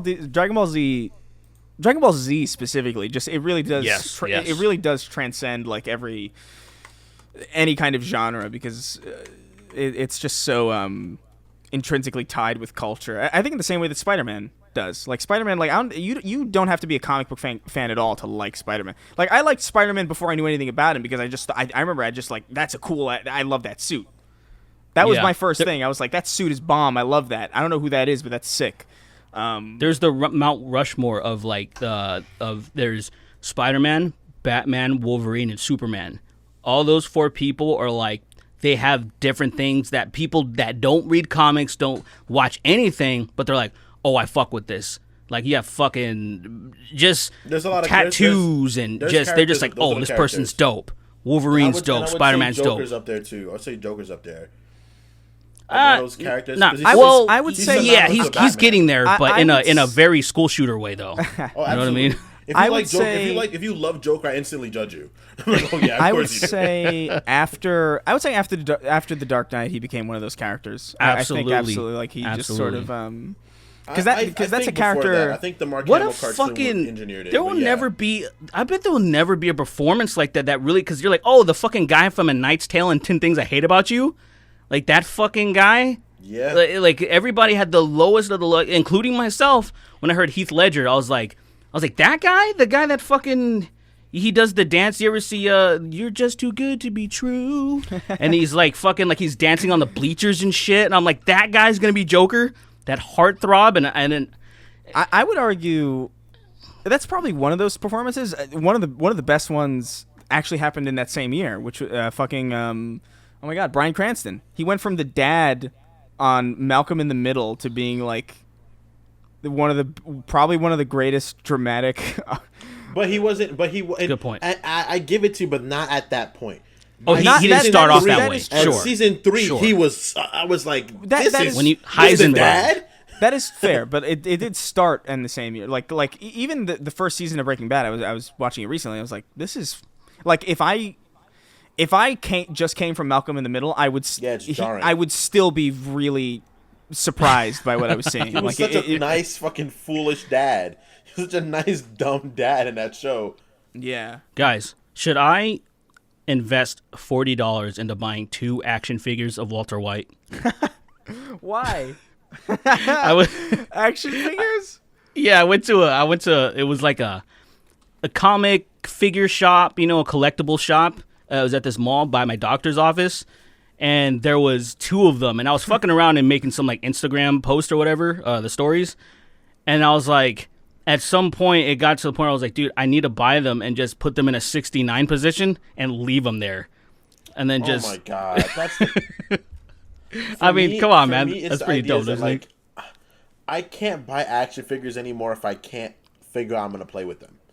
That's me. Like, I'm not gonna play with this. I can't use this. I like collecting shit, man. I have a lot of. I have do a pretty cool display, but I forgot what stopped me. Oh, it was fucking raining. That's what it was. Because I had to go back, and I was like, oh, I'm gonna get them today. And then it was fucking raining. I was like, I don't want to get out of my car and go get them. But I was dead set. I was like, dude, like just 2. They're like, they're like this big. They're probably like 12 inches or something. And there was $20. And I was like, dude, why not just get 2 of them? Get 2 Walter Whites and have them make out and shit. Be pretty dope. Pissed me off. Like when I was a kid, I had enough money, but like I went to like a Dragon's Den and I saw this bust of Master Chief, like Halo 3 art style, like Master Chief, like from the shoulder, like from here up, and it was like one of the best, like artistic, like this is like a really well made fucking thing, and it was like for like $70, and I was like, I'm a kid. I shouldn't spend all that money. That's a really cool thing, but I'm sure I'll be able to get it in the future. They're not going to change the art style for no reason. And that's one of the biggest things I fucking regret in my life. Kid. I was like, I should have just bought that fucking bus. Because I bet that thing is like, now that I think about it, because I've looked on the internet for it, it's like, it's not even like a common thing. I don't even know like where the fuck that would have even been sold. And it like... You know how many things... My uncle had... This is going to make you guys so mad. My uncle, when I moved from New York, he gave this to me. And I was like, all right, thank you, Uncle Joe. I appreciate it. He was my uncle that got me started like down the path of like in comic books and D&D and all that junk. He gave me a McFarlane fucking black suit Spider-Man fucking statue. And I broke it. I broke it when we were moving from New York because I couldn't find anywhere to put it, and I put it on top of something, and it shattered. That thing is worth over $4,000 right now. Thousands of dollars. Well, that thing isn't. If I told him I broke that, he would fly to California and fuck me up. Yeah, well, he's going to find out now. Still thinks I have it. He was like, Kingston, this is really important to me. He gave it to me. He had a Spawn one and a Spider-Man one. He was like, Kingston, choose one. I was like, obviously Spider-Man. It's literally this. It looks like... You remember the first black issue of Spider-Man when he had like his hand, he was like a really like contorted position. He had like the like blue lighting on his suit. I know exactly what you're talking about. Yeah, it was that one, dude. That thing is worth so much fucking money right now. Destroyed it when I was moving. And I was just like, damn. I don't even like thinking about shit. You're bringing up memories of me like fucking shit up that like I don't even like thinking about stuff like that. It's so fucking terrible. I definitely have memories like that. I'm like, I don't like thinking about it because it just makes me angry. It is really I don't even sad. care about it for the money. Like, I don't collect things for money. Like, I have comic books that are worth like probably $1,000 a piece. You know, But yeah, you're not gonna get rid of them. You want I don't them. care. I don't care about how much they're worth. I just care about what it equates to, like what it is. And that's what bothers me so much. I just let that shit get shattered. Yeah, it happens, man. I've always wondered though how much some of my shit is, because like I think about like some stuff that I have that's like older than dirt, and I'm like, oh, maybe this would be, but I never look into it because there is a certain point of me where I'm like, I could be tempted if the price is just exponentially high. Of course. Where it's like, oh, I'm just like, I'm not even gonna look at it because I just like keeping my shit. And sometimes I would like, oh, if someone's like, oh, this is going for like 10 grand on eBay, I'm like, oh shit, like I'll start sweating. Look, if something's ridiculous like that, then like yeah, but like I'll say right off the bat, every time I've sold something like that, I've never felt good about it. I've always regretted it. Like years later, I'm like, oh man, I wish I had like all the games that I traded into fucking GameStop for no fucking reason just to get my hands on 45 cents. Yo, honestly, fuck GameStop. I hope it still goes out of business. Fuck those niggas. But good what's happening, dude. The thing about me is that like those are things I'm gonna pass on to my kids. Sure, and they better appreciate that shit too. My comics are mine, and then one day they're gonna be my children's. I'm not gonna be here soon. I mean, eventually. So I'm gonna give that to them. They're gonna have that, and they can give it to their kids. Because I want to get a katana too. And I don't have a katana yet. My comic books are the stand-in for my heirloom to pass down from me to my kids. I don't know, man. Like I'm getting fucking sad thinking about all the shit that I sold for no good reason. Yeah, it's not good, man. Dude, I've been down in the dumps too, like broke as shit, and I've sold some stuff that I'm like, I can't believe I fucking did that. And but I had to. Dirt from it. You got dirt from it, bro. Oh I sold my Wii U to GameStop. For $45.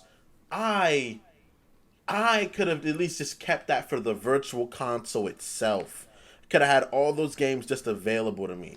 And I didn't realize this until fucking way later because I found a picture of me with it. But I had a copy. I had like a cartridge of like, I think it was like Mario 64 signed by fucking Miyamoto or something, or some crazy fucking thing, some crazy thing that I happened across. Like it was just given to me, and it was like, here you go, kid. And I was like, I don't have an N64, so I just left it somewhere. Like I was like, I don't need this. Like I can't even play this. And I think about that, I'm like, fuck you. If I could go back and kill him, if I could go back and kill that child, just wring his neck. Just wring his neck, dude. Bro, you know how much that's worth? You know what? Not even how much it's worth monetarily. You know how much that is worth? Period. Like spiritually, like fucking metaphysically. You know how much that shit is worth? Yes, that's a big fucking deal. I'm very aware. No, it's not a big deal. It's a huge deal, dude. I didn't know who Miyamoto was. I was like a child. I didn't know who the fuck. How could you know? How could you know? Yo, I swear to you, I didn't even know video games were really made like that. Like I thought, like when I was a kid, my conception of video games was like, oh, this is like a thing that I put in a machine, and it takes me somewhere real cool. That's probably real somewhere, but not here. I thought there were Pokemon in Japan. Well, and back in the day, they didn't. I mean, they never. They didn't treat like game directors as like they used to do with movies and shit. Like, say, especially in movies, on the cover art, the director's name's on the fucking thing. Yeah. Like, or like a book or something. With video games, they never got like that respect. And the only time I learned about these fuckers' names was be reading some shit in like Game Informer or something, or Nintendo Power. Yeah, and that was it. This was way before I even started reading that shit. Like, I still didn't even understand really fundamentally what a video game was, and it wasn't until you were young as shit. It wasn't even because this is a fucking Super Mario 64 cartridge. You know, like I was born in 1993. I was like 5. You know, like I had no fucking idea. So it just gives it to me because you're like, oh, you like video games, right? I was like, yeah, I play like NES, and I know that I like when the buttons do things, you know. But like I don't know what the fuck I'm doing. I don't know if this is real. This is like, you know, I didn't know groups of people just got together to make this shit, and like it wasn't until like I think like maybe I was like 7 or like 8 that I started getting like Game Informers and shit, and started like, oh, so they make this, and it's like, okay, and this is like what art directors are, and like, oh, multiplayer is a thing, that's cool. But like I didn't know. Like I think even the first time I even thought about the fact that games were directed by anybody was probably like Metal Gear Solid 2, and Kojima's name was in the beginning credits, and I was like, oh, what? This game has opening credits? I didn't even think about that shit until like maybe I was like 13. I didn't really start putting shit like that together. I was only thinking about that because that was around the time that I started getting into video editing, and so I knew like, oh, credits. I know what credits are. I know what that's supposed to be. And then like I'm seeing my cousin play fucking Metal Gear Solid 2, and like this dude's name is coming up, directed by, and I'm like, what the fuck? This game's directed. Interesting.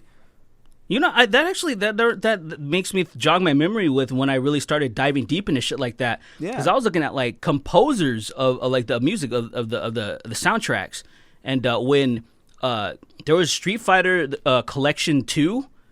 And then those are like, say, you know, the Guile's theme goes with everything. That version was on that one. And everyone's songs, all their theme songs, their stage songs got remixed. And they were so good, I would just pop in my PlayStation 1 CD and put it in my Discman, and I would just play it everywhere. And I was like, dude, who fucking made this shit? And I started looking it up, and I'm like, this asshole's a genius. Like, and these, like, I can't even, like, I think about how much of a genius you have to be to make hit after hit that transcend, like, decades later, it still holds up. It's like, oh, this shit, this melody, this tune, like, what are they doing? Are you just, like, sitting in your fucking office chair and you're, like, just, like, how does it even begin? Yeah, you're just, like, humming, like, some people's brains just more tune to sound. Like the Mario sound, like, whoever fucking made that fucking... oh, geez, dun, dun, dun, like that? Dun, dun. Like, who the fuck was just, like, in their house just, like, I got it. I got it. That shit's so interesting to me, man. It's like crazy, man. Like the orchestra version of that song is so fucking upbeat and insane. And I'm like, what type of shit? What kind of sorcerer? You made a pact. You made a pact with something to be able to figure that out. That's like whenever Marty O'Donnell tells the story of like how like the Halo theme was written, and he was like, oh man, they just came to this dude 3 days before they were going to show the game off on stage at like a presentation that Steve Jobs was putting on in like 1999. They were going to show the game off, and then they come to him and it's like, hey, I'm going to need like a song for this in 3 days. I need it to sound like ancient and like alien and like mysterious. If you could just do that real quick. Thanks. And then like in like 3 days on the drive home, he just came up with the Halo theme. And it's like, how the fuck do you do that? How do you just do that? Like on the way to the place you're going, you just I've just invented one of the most iconic soundscapes in the entirety of video games, and it's just like I was just going to work. Like that's fucking insane. That's like a different wavelength. That's a different species of person. I don't know how you do that. Yeah, I've been thinking about this very recently. That I was like, I want to create something that transcends myself entirely. Like the way that Jack White created Seven Nation Army, where that thing it's a national anthem. It's everything now. And I was like, what can I do? I want to even attempt it, and I feel like you can't. It has to be an accident. Yeah, like it like you just make something and then it just catches on. Like something happens to your body. You can't do it. I feel it. You can't do it. You can't do it on purpose. That's because like even like the thing that I noticed is like I've probably already done that thing already because I made this fucking stupid meme. I woke up out of my bed. I was like, oh, that's a good image. I'm gonna make this image in Photoshop, and I just did the LOL nice reach thing. And now I see it like in fucking like I see it in like Japanese forum posts and shit, and it's just wow. I've spent like my whole career like making content online, and the most transcendent thing that I've made is a stupid fucking Halo meme. It's just fucking image macro.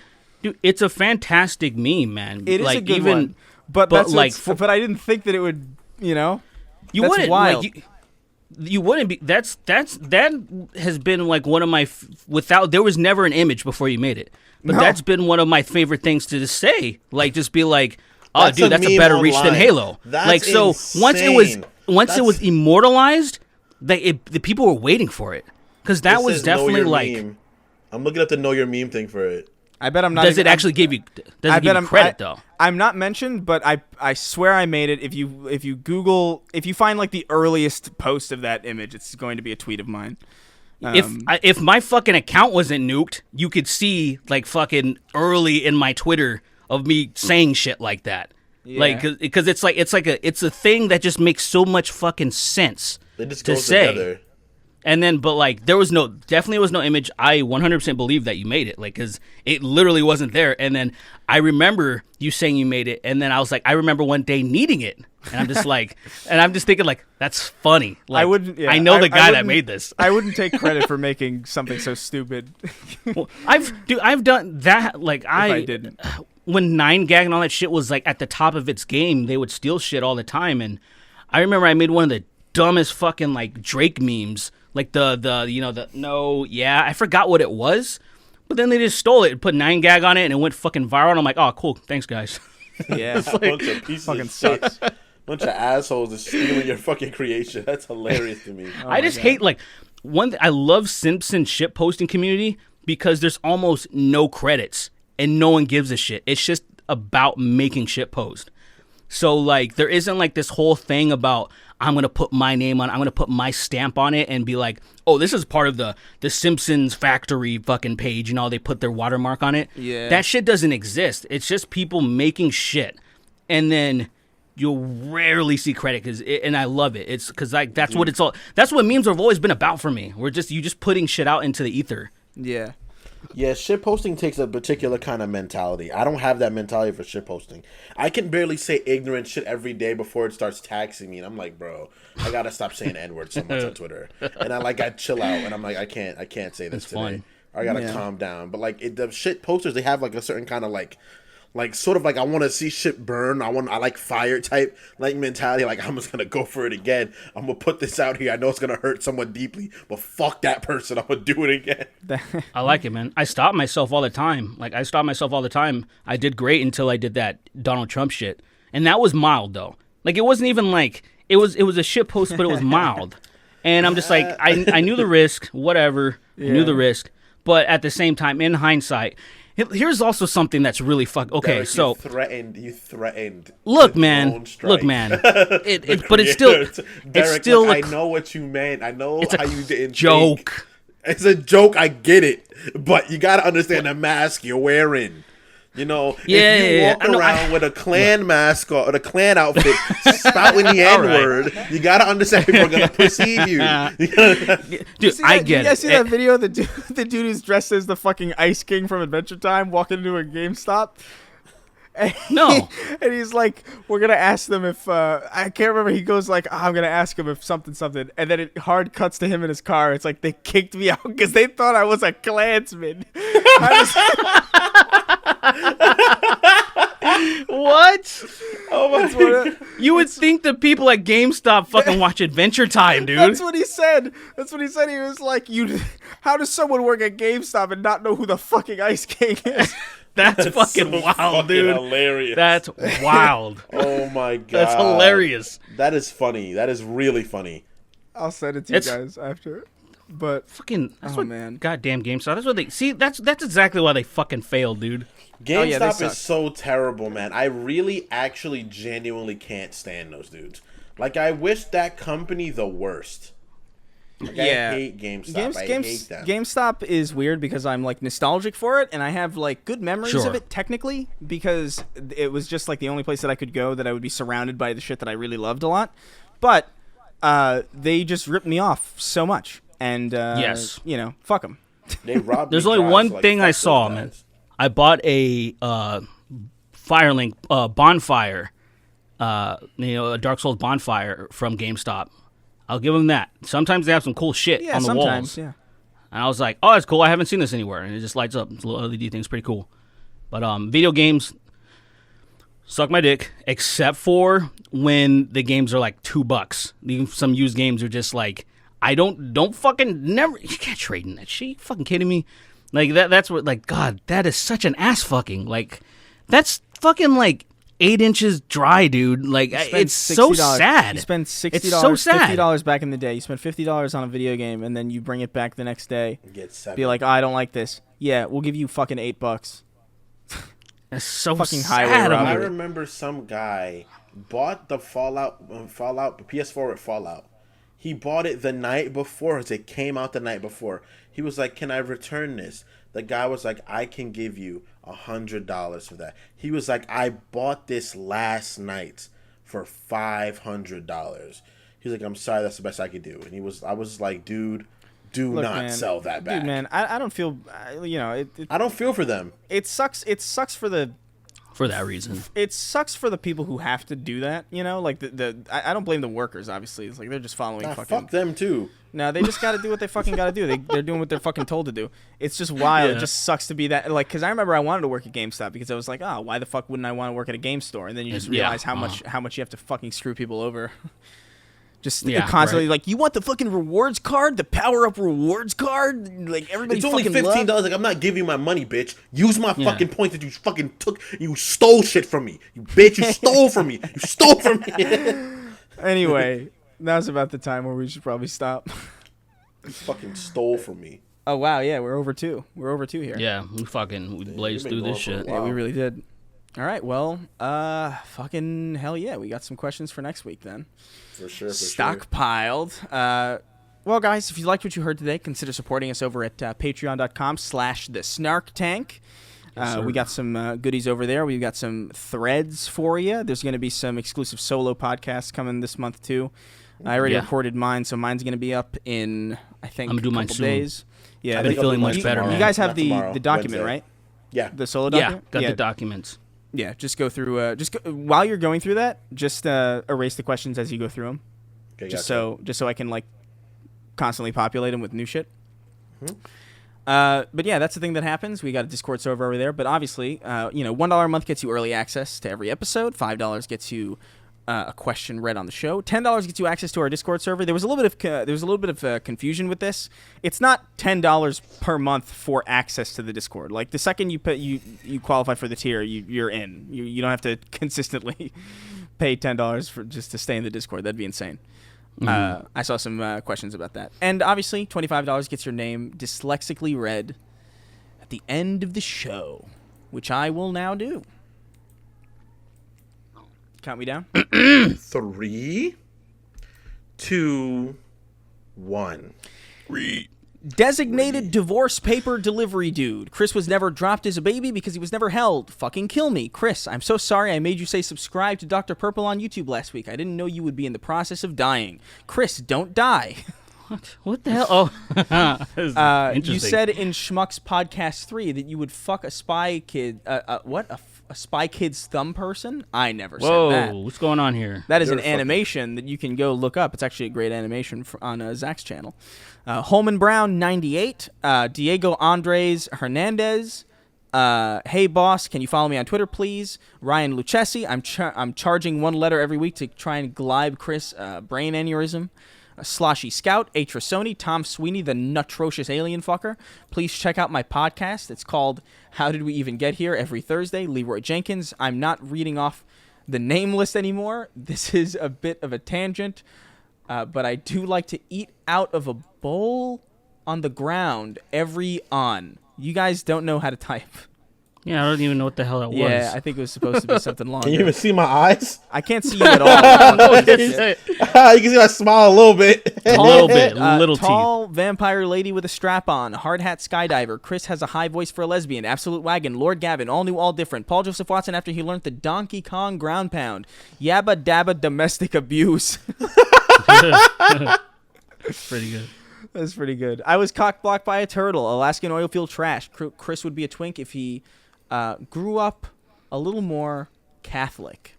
Not Ian Brandon Anderson. Not an FBI agent. Juan Punchman. Marcus Shorten. Mr. Fuck.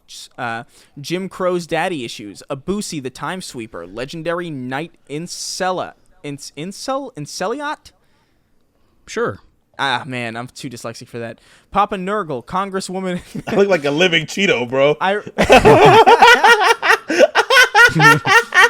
I read this. So I read this in the last episode, the Dark Tank, and it cracked me up, and I don't know why. Congresswoman Magic the Gathering. What? What is that? I don't know. Danny DeVito's perfectly preserved penis. I let Paul touch me. Oh Murder my ascended. God! What? You look like a fucking. What? You look like a Simpsonian imp. You look like an old lady. This is like somebody's pissing all over you, bitch. Yo, you look disgusting. David Connolly, the dyslexic that feels Chris's pain. Dunderhead, Red Lobster brothel, endless shrimp, and pussy buffet. To be honest, they both smell the same. All right, I'm reading names. Don't try not to talk at least, or I'll kill you. Oh my God, it's just absolute hell. Derek, where'd you go? Lobotomized Jesus is my drooling divine savior. Heiko, Motozealot, Russian name that alludes to eating ass, if I recall correctly. Hiroshima yes, spicy right. mushrooms. Adam Carolla, sipping cola, sniffing Yola, banging cholas, and shouting YOLO. Grand Wizard of the Cool Kids Club. A level 1 cleric. Derek's unyielding sex drive. Dummy thick Dave. right. Heartless wretch, aka the black man from Staten Island. Uncle Tony's Pizzeria and Abortion Clinic, where today's loss is tomorrow's sauce. Yummy, yummy, yummy. Come inside my tummy. Jolly old dipshit. Hugger Dark, the movie theater assistant manager. Etherean, Mrs. Butthurt McCormick Cunt. The Pergerian Hunter. Deflated left ass cheek. All hands on dick. Arrow. Sunny Chance. New Melphus went. New Culebron. Richter 86. And as always, to round things off, King of Haphazard. Thank you all for your continuous support of our show, even though we're late sometimes, and sometimes we all get sick at once. Hilarious. That was unfortunate. Yo, I got fucked up, son. I got real fucked up. Yeah, I wasn't well either. I only just got better. Like I didn't feel good at all. I just ago. felt drained. I felt like somebody drugged me twice. Well, this may sound crazy, but I bought a new mattress a month ago, and I think it was fucking me up, dude. I think there was something in it because I took it out 2 nights ago, and I feel way better now. Like, it doesn't make sense. Dude, I thought I was dying. Like, my fucking sinuses were bleeding and shit. I felt terrible. I've had inflammation. I was like, dude, what's wrong with me? I went to the doctor's like, we don't know. Get out of here. And then I took this thing Get out of here. Fuck out of here, man. I took it out, and I feel better, dude. It makes no sense. Get the fuck out of here. We don't know. That'll be it. We'll see you next week for another episode of the Snark Tank. Take care. Afuera. What about